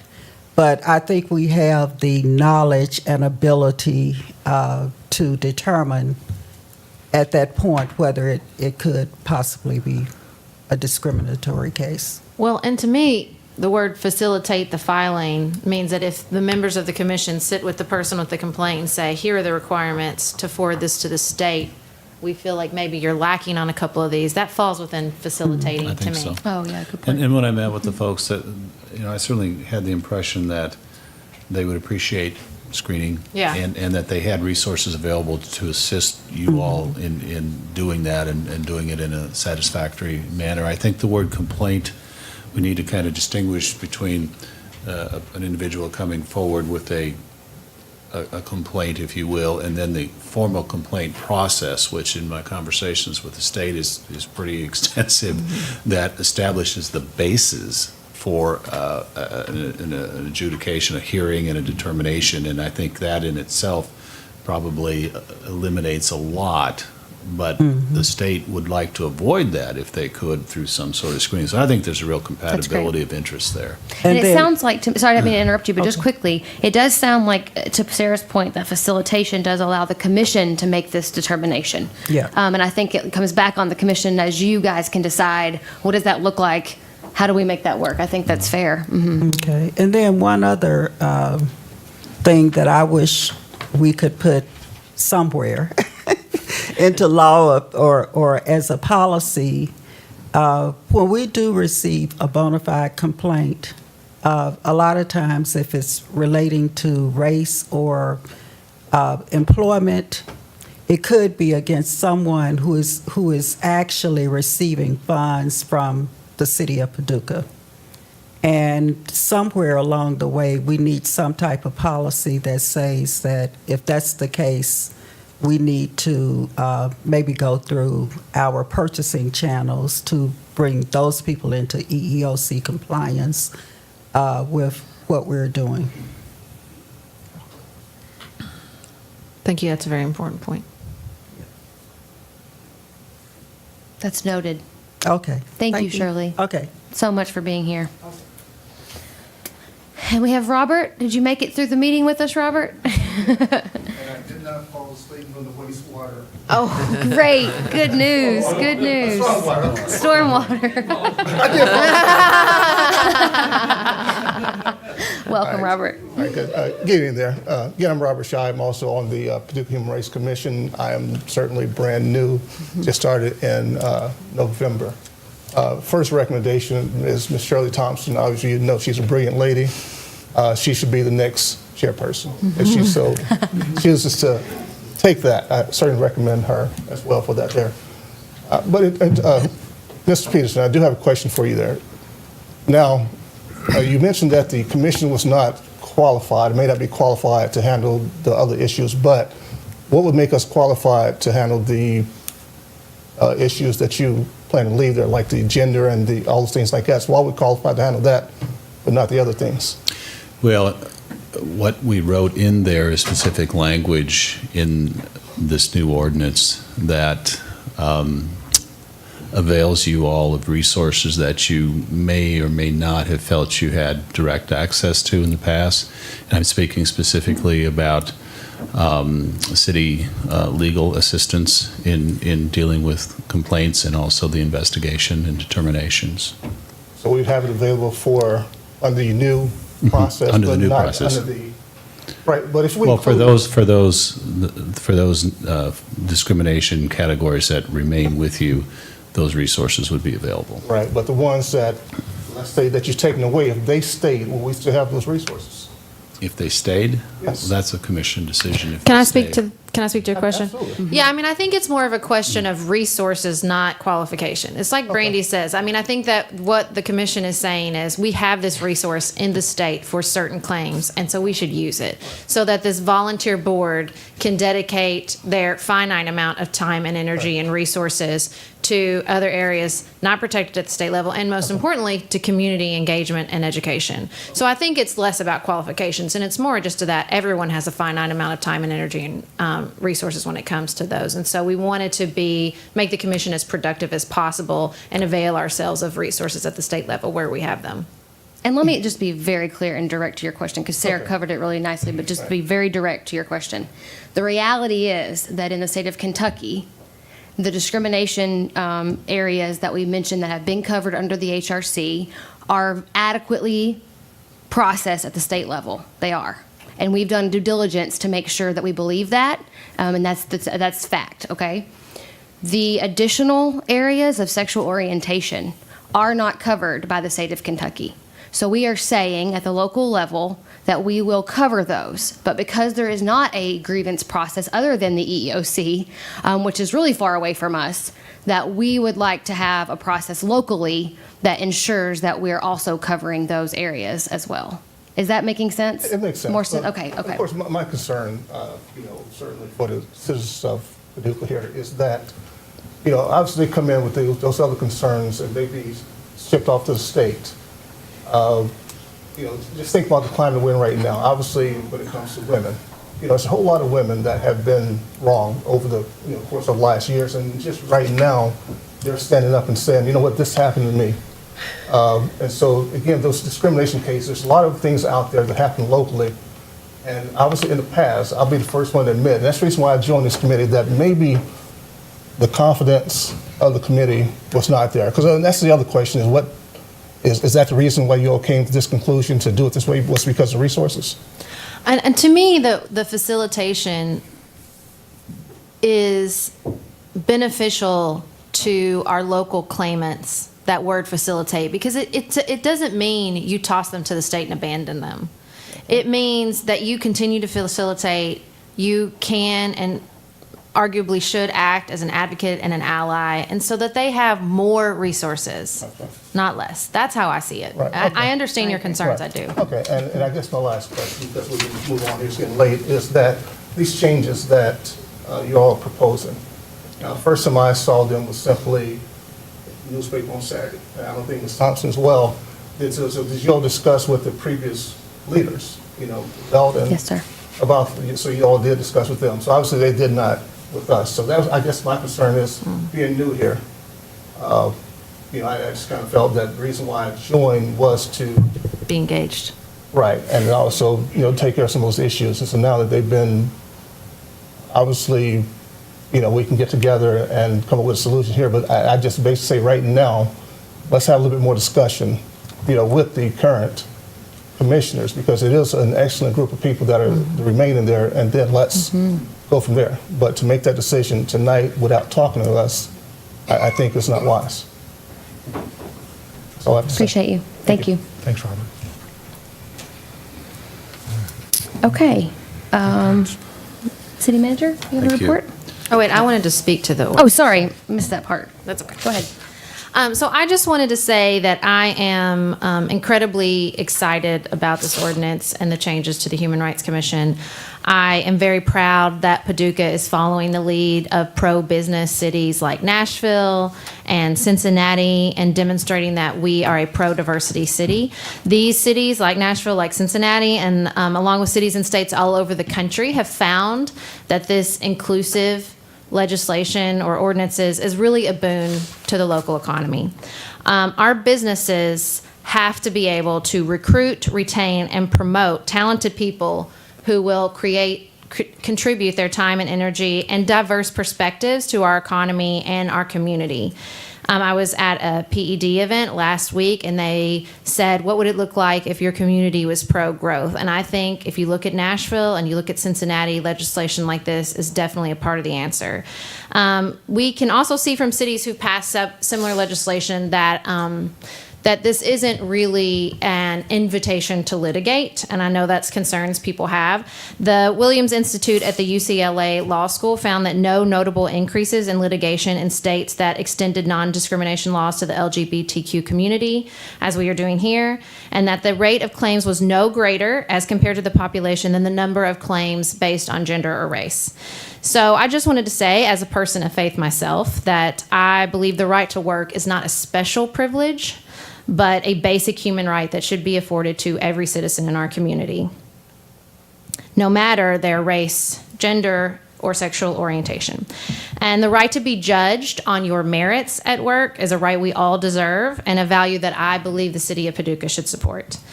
And I also wanted to be very clear that this is not an attempt to shame or discriminate against anyone's sincerely held religious beliefs, which is why this ordinance includes an exemption for religious organizations. I truly believe and know for a fact that businesses all over this town have shown that we thrive when there is a diverse set of perspectives present at the problem-solving table. This is not about including one group at the expense of another, and I want to be very, very clear about that. LGBTQ people are a vital part of our community. In 2017, most of us know, love, worship, work, or volunteer with someone who is LGBTQ, and protecting them from discrimination requires nothing more than recognizing their shared humanity. Recognizing this is good for our citizens, it's good for ourselves, it's good for our businesses, it's good for our economy, and it's good for the City of Paducah. Thank you very much. All right, Jeff. Briefly, last week we opened negotiations with our local Public Works and Parks Maintenance Union, the American Federation of State, County, and Municipal Employees. Received the initial proposal from that group. I might add that the union indicated a wish that negotiations perhaps be concluded in 2 sessions. Met with the negotiating team today and prepared for our second meeting Friday, and I think that's a possibility. So Tomorrow morning, Comcast is dedicating their new building. I know some of you are going to be there for the ribbon cutting and other ceremonies.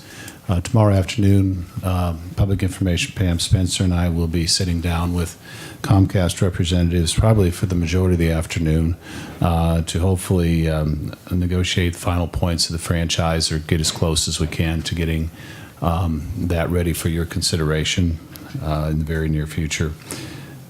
City Hall bids, as you know, were opened a week ago Friday, are still under review. We're still hopeful at this time that there will be a recommendation ready to come before you next Tuesday night. So next Tuesday night will be an action-packed agenda, and we'll be ending the year with a bang in terms of big items on that. And I would request an executive session for potential litigation. That's all I have. Thank you very much. Anyone else have any comments they want to make? I mean, I just wanted to say that the parade was fantastic, and I had a great time, and the city of Paducah put on quite a show. Awesome. No? You want to? Oh, I just have a few things that I wanted to mention. Number one, just going back to that upper story living program. I'm pretty certain that that is the conditional. I happen to know about this because I was my company was a recipient of this, so I know the process. I'm pretty certain that that was the conditional approval of the application, which means they still have the work to do. And that after they do the work, then they actually get that money. But because it was over $60,000, I think somewhere in the program ordinance it says we have to approve the application. I'm pretty certain that's where we are. I don't want Sandra to drive down Broadway and not see apartments and then call someone. I thought she said they were completed. I don't think that I was texting with Melinda. Let me just go on out and just spill my beans. Right. I did take away that they were completed. Yeah. I'm glad you texted with Melinda.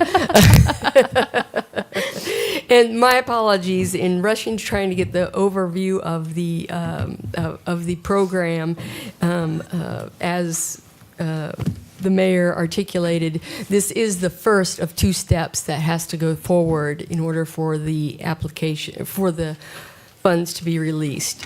And so, yes, they are applying for it, and then they are ready to do the business, to do the work, and then we will be dispensing with it. So you will see this again. Okay. My point for bringing it up was I thought it was great news that we should share with the community that we were doing this program and that we had another recipient. So that was the whole reason for bringing it up. So thank you for clarifying all of that. Yes, it is. One thing It is too? a great program. And because it's done at this stage, I just want to point out that past instances of this, it's done sort of at the business plan stage. It has made the difference in decisions to go forward on some of these, and that's what really makes it cool. Yep, absolutely. It's a great program. Thank you, Tamara. The second thing I wanted to mention in relation to our conversation about the Human Rights Commission and some of the changes, and they actually just left the room, so I was going to address them directly, but I'll tell everyone. I have been having a fairly informal conversation with several of the groups in our community that do any work towards inclusion and diversity work. So, for example, the West Kentucky Community and Technical College has a really intense inclusion program. Also, the Race Unity group that meets on Thursdays and now Sunday nights. Washington Street Baptist Church has a lot of programs. NAACP, as we know, is very active. The McCracken County Endowment Scholarship. So I've been having informal conversations with those groups of people, talking about how can we more coordinate and collaborate together to do some of the work that we all really want to do towards inclusion and diversity. So I would hope that in the near future we could have a more serious conversation about what that effort might look like from a more multicultural commission perspective. And that way we know that the HRC is set in stone to process the claims that come through, but we have a pretty intensive effort on doing the real inclusion and diversity work and outreach in our community. And several of our conversations we've had have been around how do we get that conversation going more in our business community? How do we have that conversation more about economic development and to start to really think about poverty in that way. So I just wanted to update everyone that those have been ongoing conversations that I hope to bring back to the commission in the next couple of months as we continue on.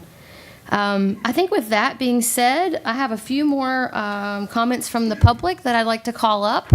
And I have 3 ladies. I think I can pick them out. All their names are on here. Are you all wanting to come up together? Ann Fraley, Ann Bowers, and Deborah Spalding. I guess you want to talk about parks and recreation classes. That's exciting. Come on up. Sometimes I feel like I'm hosting a talk show. Or come on down, I should start saying. That's a game show. Are you going to lead us in a fitness class? Because I'm with that. I'm ready for it. I know we've been sitting here for a long time. We need to do some stretching. we do. I think. Well, I'm Ann Bowers. Ann Fraley. And Deborah Spalding. Okay, all three of us work out at the gym that the city bought over behind Margaret Hanks, if you're not familiar. And I'm on my third year. Third year, second year? Yeah. And when we first started going, we paid $5 membership, which, was ridiculous. And then it went up to a $20 membership. So, that was pretty good. But this year they've come out with, they're going to do a $20 membership, and then we're going to have a punch book that has to be, you have to pay, I think it's $10, you get 20 punches. Well, that's not an unreasonable fee, but for some of our people that do go to exercise there, it does put a little bit of a hardship on them. Because that's in addition to the 20. Addition to the 20. You have to have the $20 membership. And you have to buy the punch tickets. But, it's a variety of classes that they do offer. We have the chair yoga, mat yoga, belly dancing, and Zumba. And Tai Chi. So those are the classes that are offered there now. So there's something there 5 days a week. And some of us do 5 days a week there. And some of us are seniors living on a fixed income. So it's just kind of hard. And then another group that participates there at the gym is the Easter Seals. They bring their kids over. And talking to their person that drives them over at the bus, there's going to be several of those children that can't participate because of the fund issue.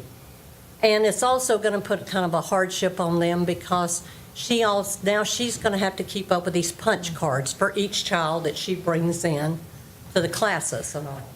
So we just kind of wanted to bring this to your attention that, what was going on. And another thing is that, okay, we get the exercise out of it, but we also kind of have a camaraderie between us there. It's like we come in and we hadn't seen each other, and, some of them are seniors that live alone. And this is kind of an outlet for them, it's kind of a group thing. It's not that, I know we have gyms in Paducah, but that's not what we want. We have an instructor and she pushes us and gets us to go and makes it like a fun class and makes us want to come back to the class. And it's not like just going to a gym and working out for us. Are you going to speak to Ann? Okay. I want to add a couple of things, too. Clearly, an exercise class is good for your body. Mm-hmm. And all of us gray hairs need it very much, and especially if we've had some health issues coming back from it. But also the mental health. A lot of us live alone. It's nice to have somebody who cares about us. I was thinking a couple of sessions ago, I got a little lightheaded and sat down in the chair, and the person next to me came over and she said, Are you okay? Can I do anything for you? It was so nice that somebody noticed. And you don't get that in the gym. I've stuck my head in a couple of gyms and said, nah, I can't do this. It's not what I need. And I think it's such a community necessity for not only the physical part, but the mental health too, for sure. And we can all use that. I am concerned about the Easter Seal kids. Our teacher is so good with them. And if any of them have to drop out, it'll be a real option. Absolutely. Well, as someone who's taken Zumba there, I agree with you wholeheartedly. I have a question for you. So part of the reality, as you know, of I'm sure, the parks. I'm speaking for the parks, and I probably am speaking a little bit out of turn, but I'm imagining if I were sitting in Mark Thompson's shoes, basically a lot of our directors are trying to do a lot with a limited and strapped budget, right? And we recently got the news about our pension system, right? And so there's a lot of hard conversations happening in city government. So which means that people like Mark Thompson and his team are kind of asking him, I'm sure themselves, how do we balance making sure our community gets everything you just mentioned, but also making sure that we're not breaking the bank along the way and being irresponsible. So I'm curious, I think it's a lot easier for all of us to say the children need to have the first priority, so maybe there's an opportunity to not charge the children. And I'm just throwing these things out there. But from the other piece of it, the $10 for a 20 class punch card, which I think if you did the math was like $10 a month, right, on top of your 20. Is there another solution you have to that problem, knowing that we still need maybe to bring in some of those funds to make sure we keep that facility up? Do you have any other ideas of how we could get around your concern, but also know that we still need to meet that monetary issue? Well, I mean, I look at the health park, how much money was spent on the health park. And I understand that they got a grant, but the city had to match that grant. I mean, and the dog park got a $10,000 grant, for heaven's sakes. I see that a lot of money has been spent that doesn't include us. And I wish it was better balanced some way. Don't leave us out. There's a lot of us. Right. Fair enough. I wonder, excuse me. Please, yes, please. I just asking, I wonder if there might be any grants that we could apply for that would apply to that. I think we were told Here comes when Tamara. I first started coming that there was a grant that did help with the instructors on the park. Some of the projects you mentioned were funded by grants. They weren't, all city money. It was, Right. They were funded by grants. And I'm not saying that that's something, but we could possibly look for. Mm-hmm. We could Anyway. definitely put our attention to it and see if we can find some form of matching grants to facilitate this kind of programming. Yeah, I mean, and just thinking of the YMCA model, which is income-based, right? And maybe there's a way for us to do that, to put in a process that allows for you to apply for a waiver.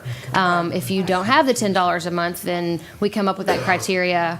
A lot of times you can add a lot of administration burden, so then you might as well have just not charged the $10 in the first place. I mean, you got to balance that stuff, right? But I definitely think that's something that can be explored.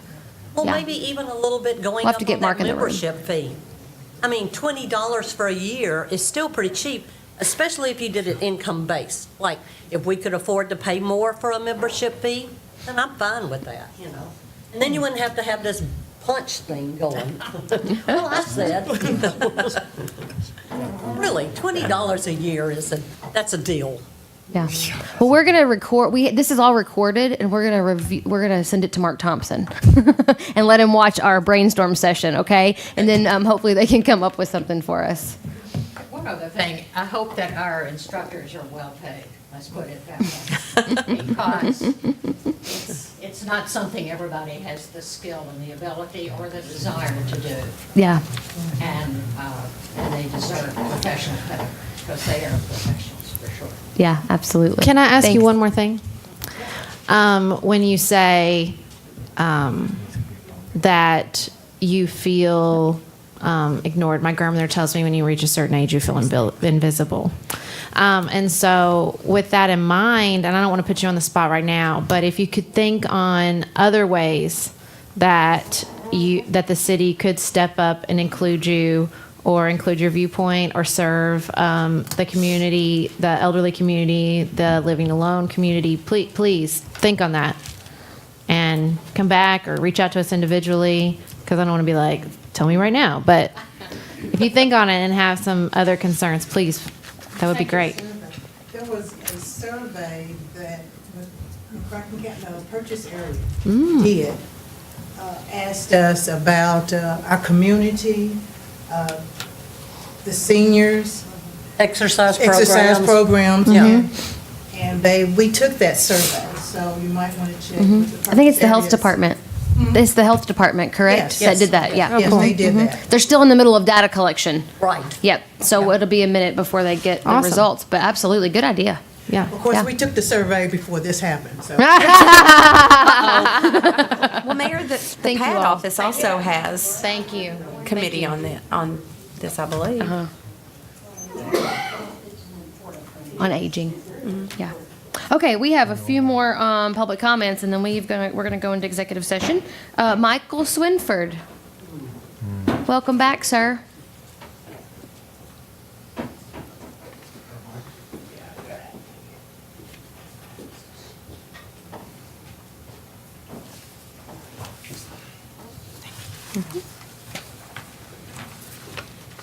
Well, first, we'd like to offer you a compliment, you and the commissioners. Each of you, in your own way, has invested your time, energy, and you took the initiative to put yourself forward to represent a city. And I don't always agree with you, but I do respect and honor the process. And I think that's more important. I took 101 civics in high school, but this has prepared me for more than I've ever imagined. And I appreciate the fact that you've let me come and listen and be a part of, because it's made me a better person, I think. And secondly, I have a question for you, Mayor. Who initiated the initial contact between this entity and former Mayor Albert Jones concerning know the the Veterans answer to Day that. Parade? I don't know the answer to that. You don't know who did that? I don't know the answer to that. I'll ask Mr. Jones, maybe he'll That's a good idea. have more information. My experience, former Mayor Jones is very forthcoming. I'm sure that he'll answer your question.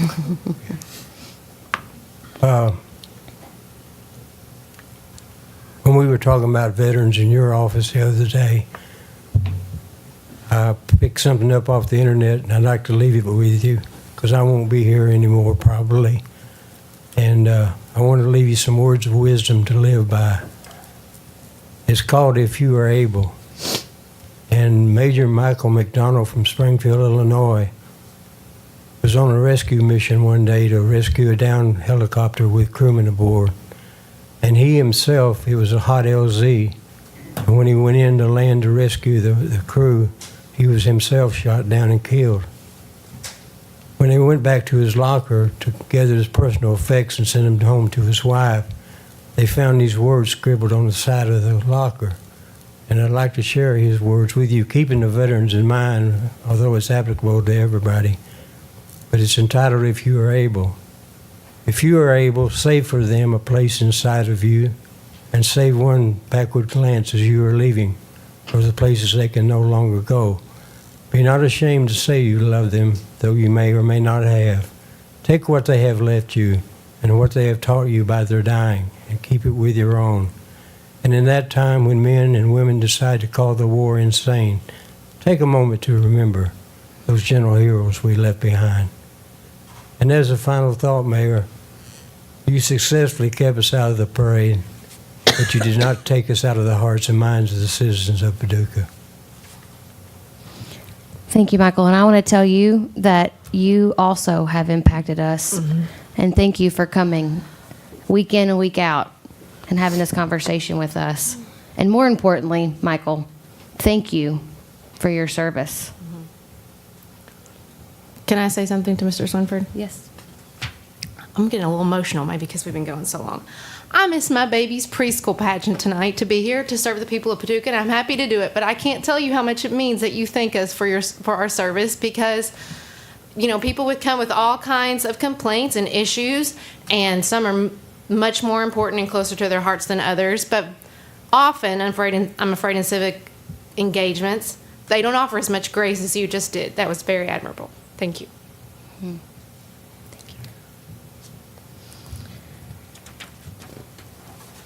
Donald, Yes. would you like to say a few words? You're on my list.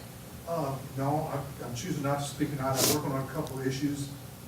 Maybe speak to you in January. Okay. About saving you some money. I don't think I can save enough to pay for this sewage system. That's true. Stormwater. Stormwater. Yeah. But, Regardless. I'm currently looking at some situations that I might be able to save you some more money, Okay, we'll see you in January. hopefully. Thank you. Okay. With that, somewhere there is a motion for executive session. Commissioner Holland Who has it. I move that the board go into closed session for discussion of matters pertaining to the following topics, proposed or pending litigation as permitted by KRS 61.8101C. Need a second. Second. Roll call. Commissioner Holland, Aye. Commissioner Rhodes, Aye. Commissioner Wilson, Aye. Mayor Harvest. Aye. Thank you all for being here. Do you want to let them know that we're going to come back? We are going to come back and Not to adjourn, and then adjourn. and then adjourn. But you're not going to take any action. No one's listening anymore.